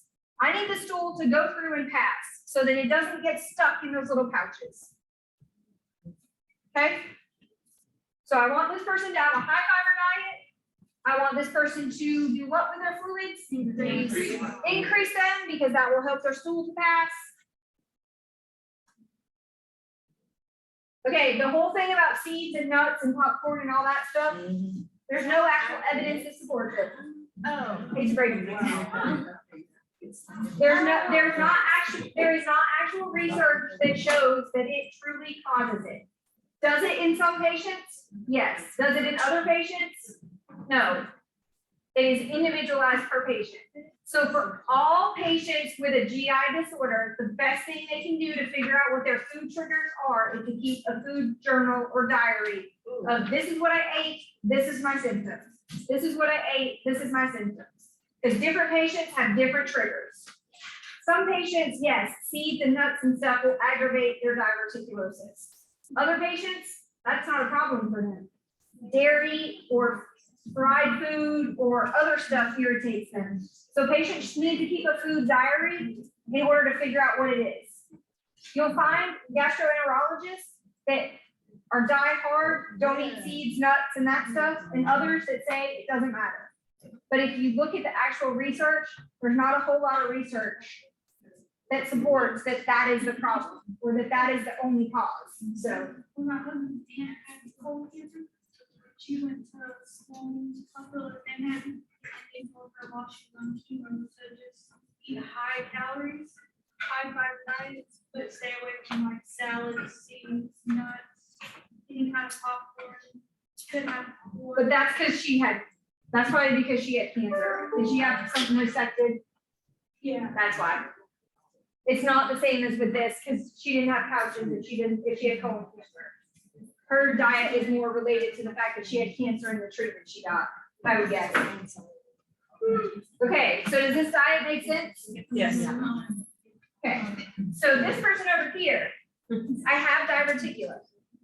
They are inflamed because there is stool stuck in them and it's irritating. So you want to So prevent rupture. I want to prevent rupture and infection is ideally my goal. So if your gut is inflamed and irritated like this over here, Yeah. do I want any food? No. No food. If they have diverticulitis, their diet is going to be NPO or clear liquids. Dang. Just for right now. Is the itis gonna last forever? I'm not gonna start you. Hold on. Okay. Their intestine is inflamed. It is irritated. There is stool stuck in little pouches along your intestine. They are going to be having symptoms of inflammation. They're going to be having pain. They're probably going to be having loss of function or alteration in function. So their stool is probably not going to be normal. They're not going to feel well. So we are not going to put anything else in your GI tract. If there's nothing in your GI tract, it allows it to rest. So clear liquids, do your intestines have to do anything to break down clear liquids? Nope, they don't. So usually the patient will be NPO or clear liquids, depending on the extent of their diverticulitis, because I need to let the inflammation die down. It's not forever, we're just treating them, right this minute. Okay, so, I have a question. So my manager at my work, he had diverticulitis when I first started getting diverticulitis, and he told me that. And then he had the surgery, like, but a while later. So are you saying that he can have diverticulitis and when it flares up, he doesn't eat anything, but still continues to have diverticulitis? Because he had it for like a year before he actually had a surgery. He didn't really have So diverticulitis he had for a year, he had diverticulosis for a Okay. year, and then it would flare up because it got inflamed. Okay, so then, Then when I cut out all the little diverticula, there aren't any left there. so the flare-ups are not diverticulitis, because you just have one flare-up and then they would cut, correct? No. We don't cut out everybody's intestines. Well, no, but- Right, so, While it's flared up, I let the valve rest. so that's diverticulitis, when it just flares up, and then when it's no longer flaring up, is when you go back. If he continually had diverticulitis, Yeah. that's why they opted to take it out, Okay, because he kept flaring up. okay. That was the only thing that was gonna fix it. Okay, Conservative treatment first. yeah, Some patients come in, they get diverticula, they have one flare up.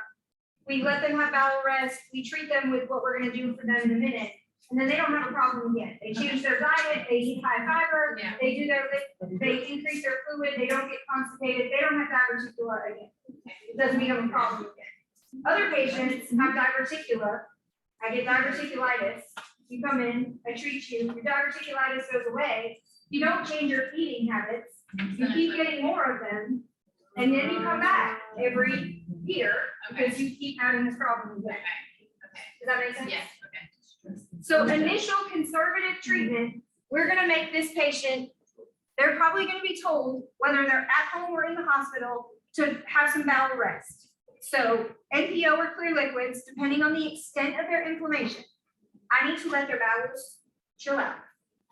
They are irritated and inflamed and mad. So we're gonna let their bowel rest. While their bowel rests,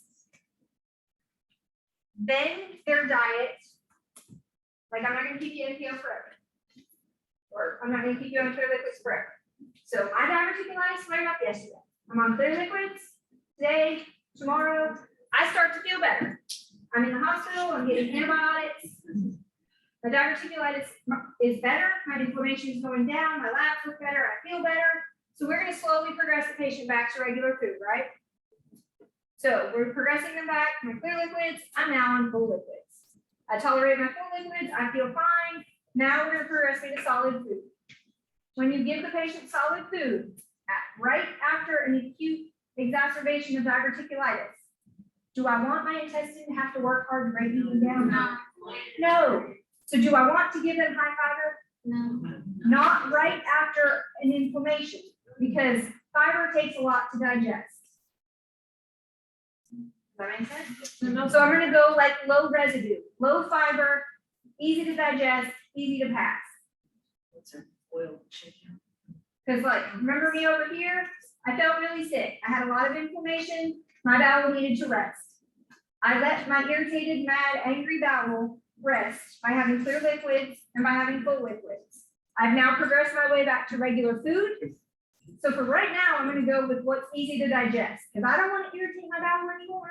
It's like that person you work with, you don't want to piss them off. I don't want to irritate my bowel. So I'm just gonna eat foods that are easy to digest and don't trigger any problems. Once I get over this exacerbation and I feel better, then I'm now over here, I feel better, my diverticula are not inflamed, they're not irritated, hopefully, they have fixed themselves. Then I'm now back to this person right here.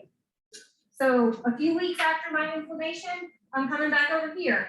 Now I need to change my dietary habits right here. It's been a couple weeks, my irritated, inflamed bowel over there is improved. I need to be high fiber over here, because I'm back to being this person that has some diverticulum, and I don't want to get them inflamed and irritated again.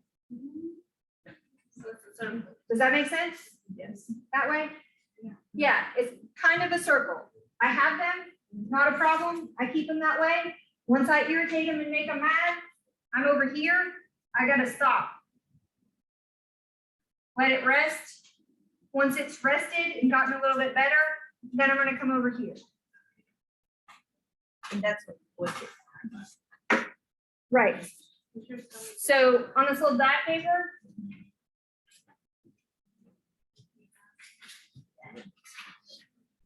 The diverticulosis one.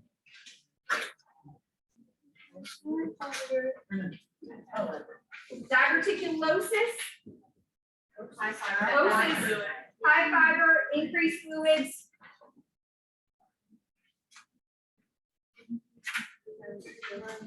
And my rationale for that is prevent constipation and prevent further diverticulum.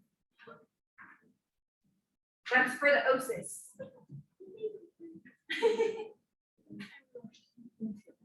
My next line is my diverticulitis. They're gonna be NPO or clear liquid, depending on how inflamed and irritated we are.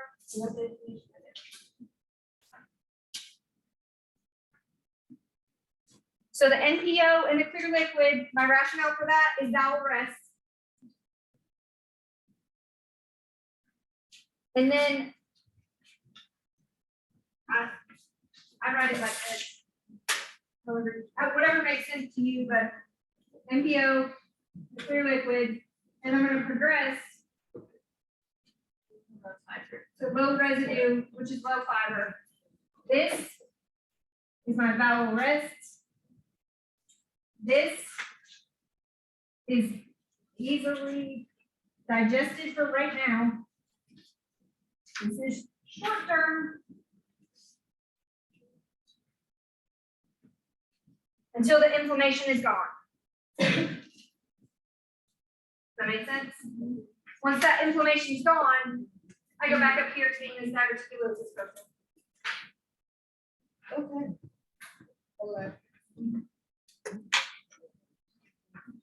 Does everybody that has diverticulosis end up with diverticulitis? No. Nope, they don't. Some people end up with it a lot. Yes. Okay. Yes. Comes and goes. Oh, is that? Yeah. Okay, so itis, we have itis now, itis. We're irritated, we're inflamed. What did that patient look like that was irritated and inflamed? I had some. your internal organs, and they. I had some pain, so where's my pain? Where's my pain? Your lower. Lower. Your Where's stomach. my sigmoid colon? All the way down here. Right. Is that where it's always at? Cause if you're facing it, it's on the, wait, if I'm facing my sigmoid, it's on the left. I know, it's on the left. Okay, y'all need to read some anatomy. Ascending, transverse, descending, sigmoid. So left lower. Left lower like bottom? Yes, it usually starts left lower. They can have it, depending on the extent of inflammation, it can spread from there. But initially, it usually starts in that left lower because that's where the diverticula are that are inflamed. Down here, left lower. Take your belly, draw across right through your belly button. My gallbladder's up here, my sigmoid colon's down here. Wait, we're gonna get to your small intestine in a little bit, it'll be somewhere different. I'm not sure if you just like all up here. What? Because you're small, goes into your big. No, your small is laying all on top of your big. Okay, I'm wrong. Okay, so our patient had some pain, initially starting in their left lower quadrant. Ma'am?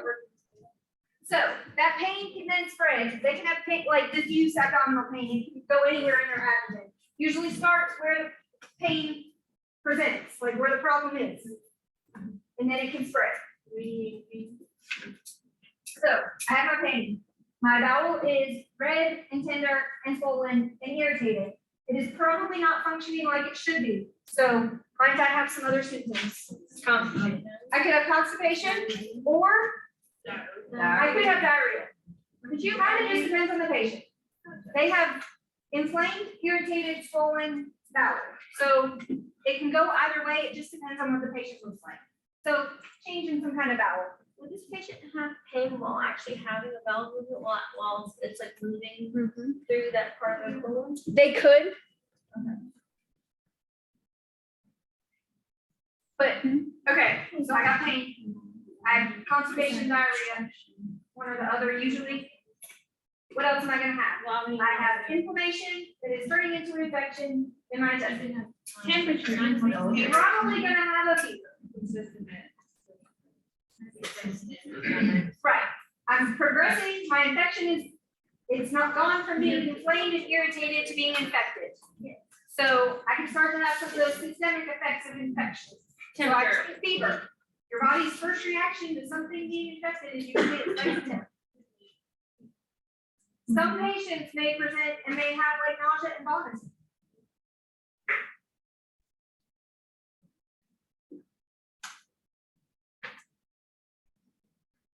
Aside from that, that's usually the biggest symptoms they tend to have.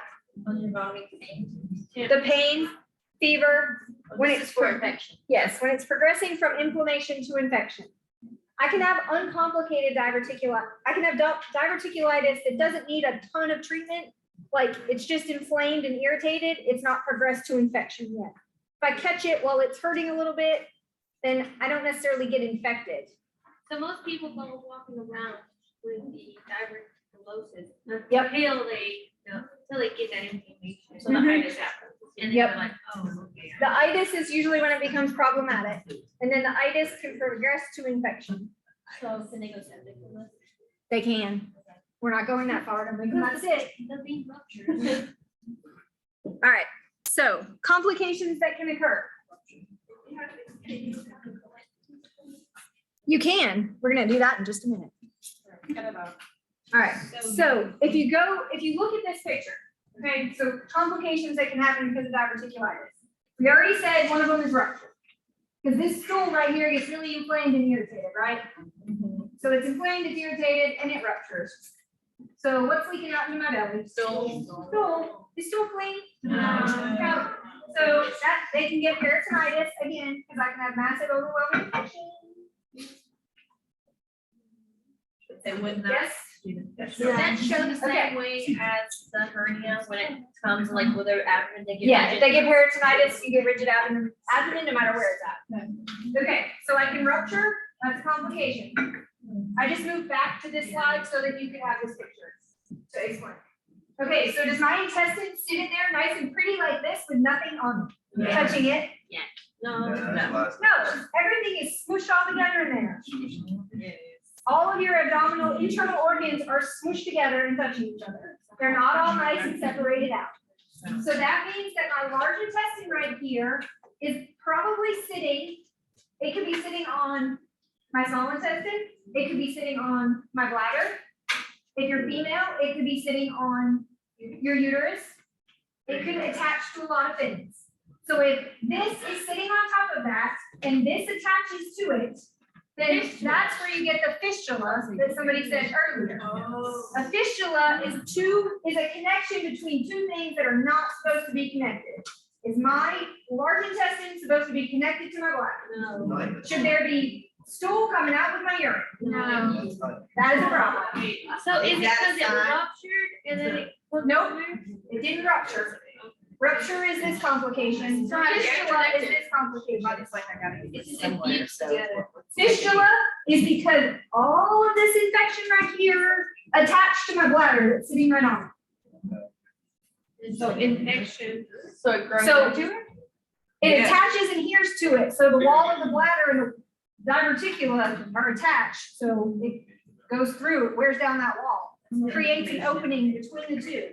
You can have a colovesical fistula, which is your colon and your bladder. You can have a colovaginal fistula. You can have an coloenteral fistula, which is between your large intestine and your small intestine. Because your small intestine's sitting on top of it, so it can attach to that too.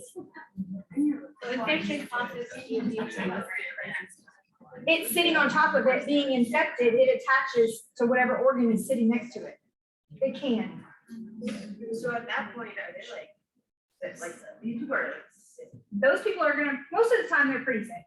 They're like this. Like I've had patients before that came in from home that, yeah, they weren't all that sick and they had stool coming out through.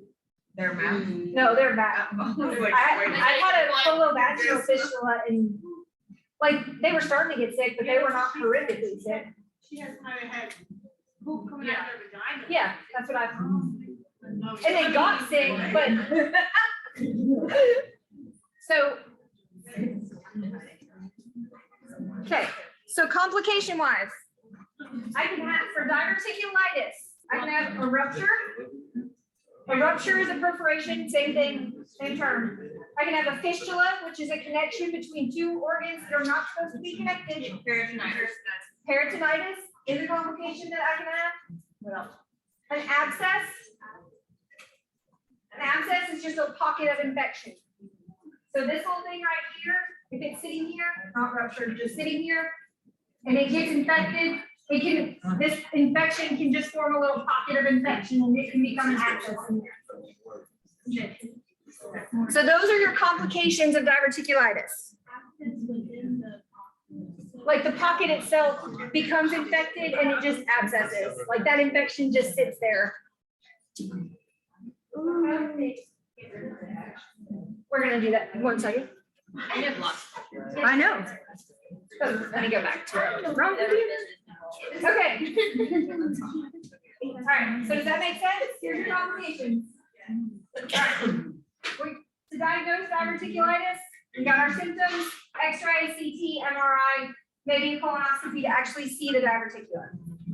Wouldn't they be worried about her brain now? That's why it depends on the patient as to whether or not they're a good candidate to scope them. All right. How would you know they're good? Based on their symptoms, if they're massively infected, then they're probably not going to do a colonoscopy on them right now. They're going to let that die down a little bit. Have they had a lot of recurrent diverticulitis? Because the more you have, the more weakened that wall of the intestine is going to be. Yeah. Oh, they also can have blood in your stool with diverticulitis. It's not necessarily a complication. Sometimes it's a symptom, but that diverticula can irritate and it can cause a little bit of bleeding from the lining of the intestine. We're expecting that to be bright red. Sometimes you can't see it. Oh, And that's where the stool. The occult. Mhm. Okay, so treating our patient with diverticulitis. I have an inflamed, irritated bowel. If not surgical, I don't have a big complication. I just have inflammation, maybe a little infection, and irritation of it. Okay. So we're gonna bowel rest, NPO, clear liquids. If you're not eating or drinking, I need to be giving you some IV fluids.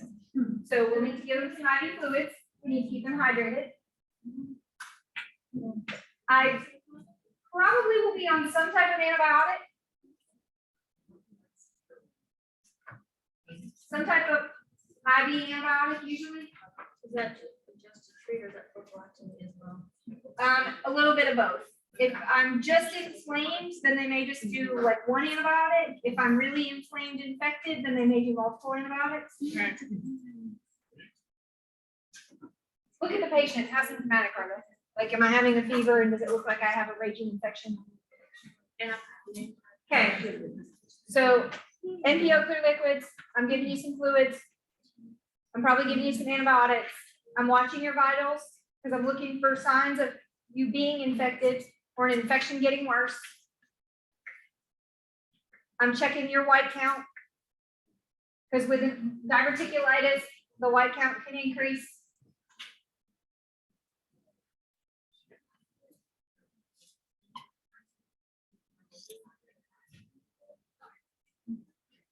Pain, and I'm treating your pain. You have abdominal pain.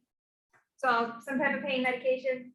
If you're having symptoms of nausea and vomiting, then antiemetics based on symptoms.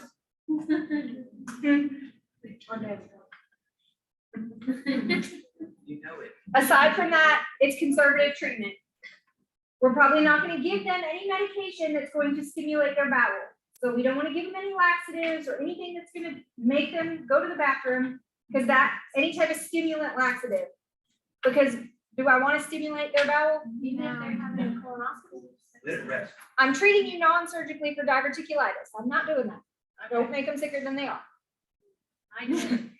All I'm doing is non-surgical treatment of diverticulitis. Okay. Would they get like steroids?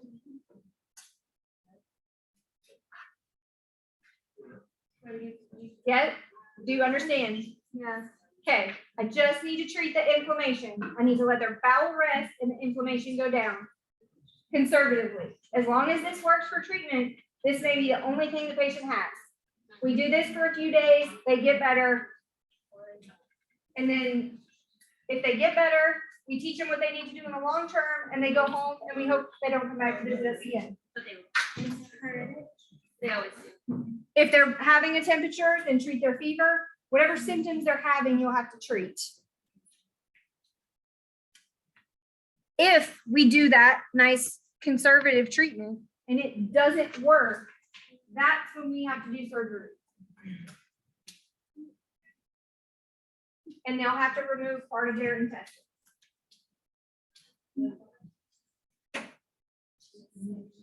So.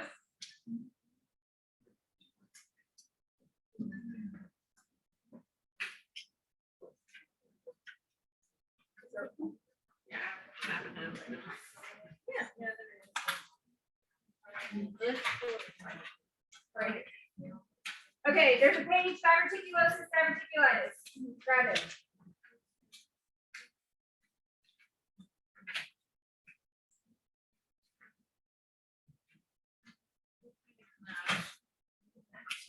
I have one, my questions aren't the same as yours.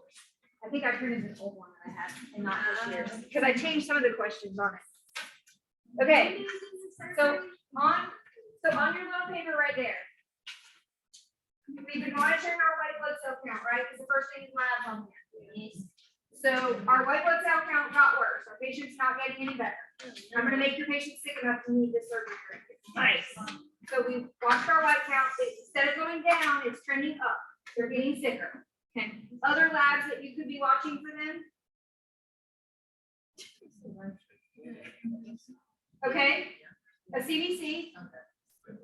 Because we watch the white blood cell count. I'd also keep an eye on your H&H, because there's a chance they could be losing some blood that we may or may not be able to see. And if I'm getting ready to have to take them to surgery, I need to know what their CBC is before.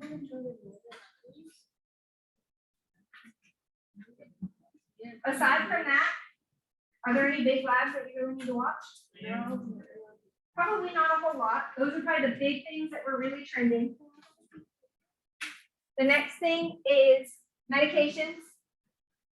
So meds that we were giving to our diverticulitis patient before we got to this surgery. We did antibiotics. Our antibiotics weren't working, were they? Because their white count was going up. We gave them pain medicine to help the pain. They're still hurting. And then whatever. And we maybe gave them some anti-nausea medicine to help treat their nausea and vomiting. Our patient is not getting any better. Right? That sucks, doesn't it? Okay, so now our patient is sick enough that they need surgery. They've been in the hospital with us for 3 or 4 days. We've done all this stuff. They're not getting any better. They've not been eating in days. They're hurting still. There's still an infection. Their white count's going up. So they're going to need to have their bowel resected. So we're going to cut out part of their intestine. They're going to cut out and remove the part that is affected by diverticulum. So that sigmoid part is where they're going to cut. Okay, does that make sense? So they may, depending depending on the extent of how sick our patient is, they could end up with a colostomy. It could be temporary or it could be permanent. So our patient came in with our diverticulitis, they're inflamed, they're irritated, they're getting sicker. Do they have an abscess? Do they have a fistula? Do they have a perforation? If they have one of those things, then there could be all this nasty infection inside the belly. It's not supposed to be there, it's supposed to be nice and sterile in there. So that's when the patient could end up with a colostomy. Because they have too much infection in it. Right, we didn't clear up the infection, or we didn't get to it quick enough, or it's oozing out. So that infection might mean that they have to get a colostomy. That we can't just cut out the section that's bad, we need to cut it out and give a temporary ostomy. Why do you do a temporary colostomy? To rest, to allow my insides to rest. Because if there's too much inflammation and too much infection in there, then you gotta let it rest. So if you get the colon resection, you're getting that temporary. Not necessarily, but only if they're sick enough. So if they are sick enough though, the colostomy, if it's near the sigmoid, it'll be lower. Like the colostomy will be depending on where Right. the. The colostomy is gonna depend on the location as to where they need to be resected. We usually do. So if we're talking sigmoid, then it's probably gonna be lower over here. If they have all this nasty infection in there, then, and they have to take out more of the intestine, then the colostomy will be where whatever section has to be taken out, where it's gonna be. Most of the time, diverticulitis patients, colostomies are temporary. Never tell a patient that their ostomy is temporary or permanent, because you don't make that decision. And you don't know what they've been told. So just don't ever say, I just said, ask the patient, oh, what did they tell you about this colostomy? And they can say, the doctor said, or they can really tell me. Oh, well, that might be a good question for you to ask us.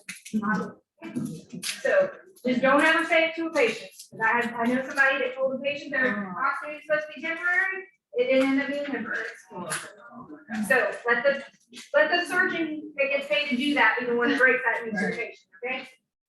So that ostomy can be temporary.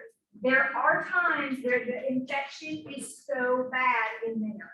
Like if they had a bad fistula or a bad rupture, that ostomy has to be permanent because there's too much infection and too much has happened in that belly, or too many fistulas. Because they could have multiple fistulas. If they have something like that, then it could end up being a permanent colostomy. I mean, who's been in clinical with Miss Weems? This semester or last semester? Like half of you? Okay. Did anybody take care of the patient? I can't say the name because it's recording. Did anybody take care of like a 30-something-year-old man that has a belly that is wide open? You have It's two? still wide open. Like he's back. He's back. Mine last week. He's back this week, but he was there most of last semester. There's two of them. Yeah, he's back. There's two. There was one there's two there now, but one of them was there all of last semester. Yeah. One of them has multiple fistulas. His is not from diverticulitis, but that is the example of what can happen to your belly if you have massive infection in it. His infection is caused from something else. He's got a big wound manager that drains, it looks like a plastic bag on it. This was from colorectal. His is from something else. So don't talk about his diagnosis, but what his belly looks like and what can happen with diverticulitis. My 30-year-old guy had a colostomy. Don't talk about another diagnosis. Okay. That's what your belly can look like if you have massive infection in it though. Because his is from something different, but that's how bad and how open and how many fistulas you can have. Did you have a question, Deidre? Oh, well, okay. It's not anything crazy, but if it is temporary, about how long is that usually temporary? Just here after. A lot of times it depends on the patient, but a lot of times on average 8 to 12 weeks. Oh, okay. Some patients can be a little longer. I was thinking like 6 months. Sometimes it can be longer if it needs more time to rest.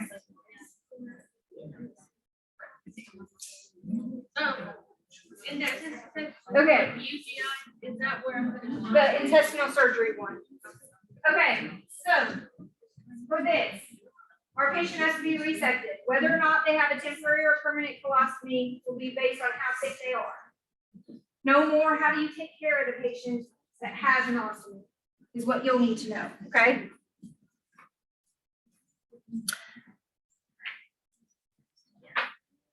Okay.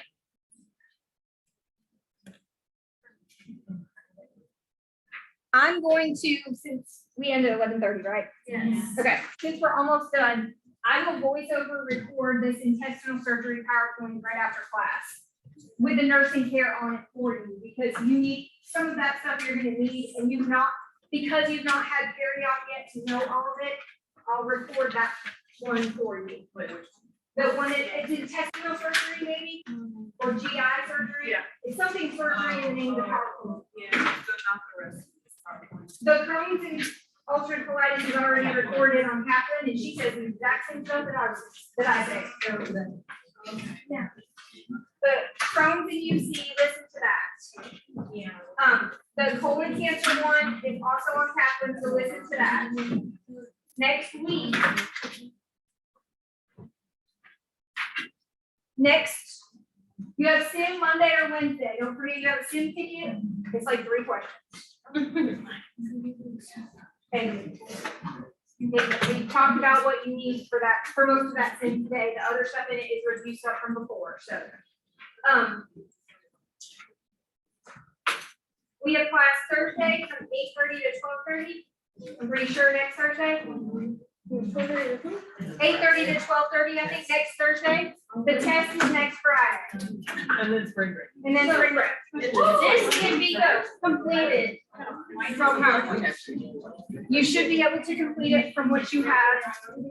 Kaplan, Between Kaplan and. PowerPoint. Okay, Celine was so, hold on, I'm gonna talk about it. Okay. And then I might answer your question. If I don't, then I'll- Okay, so the rest of this activity that I posted, I would do it and fill it out. You don't have to. It's entirely up to you, If we but- do it, fill it out. If you do it and fill it out, if you email it to me before, I will let you know, or we'll go over it next week, because next Thursday, we have class for 4 hours, and we have this.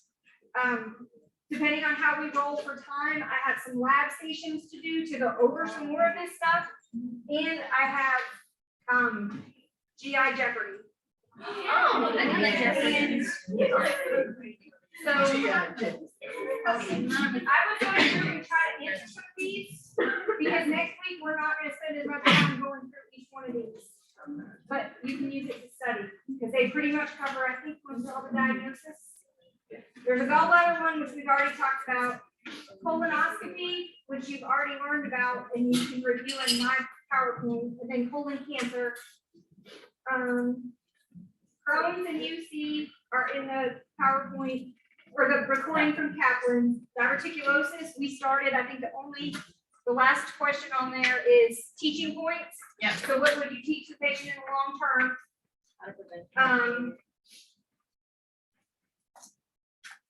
Yeah, I believe we talked about bowel obstruction is the only other one that I didn't talk about in here today. You can, there's a like 7-minute video on it from Kaplan in that content section. And then we talk more about it next week too. Okay. That answer your question? Yes and no.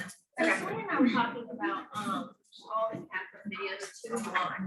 Are you gonna like post something that shows? The ones on the 2 that are posted are in the Kaplan channel. Those are the pre-recorded ones that are longer. The short little mini ones are in the content library. That I showed you how to search for last night. I'll reply to that and tell you which ones there are. Okay. Because I think there's 5. The medication. The med sheet, I posted to the discussion forum the med sheet. All those meds on there, you need to know.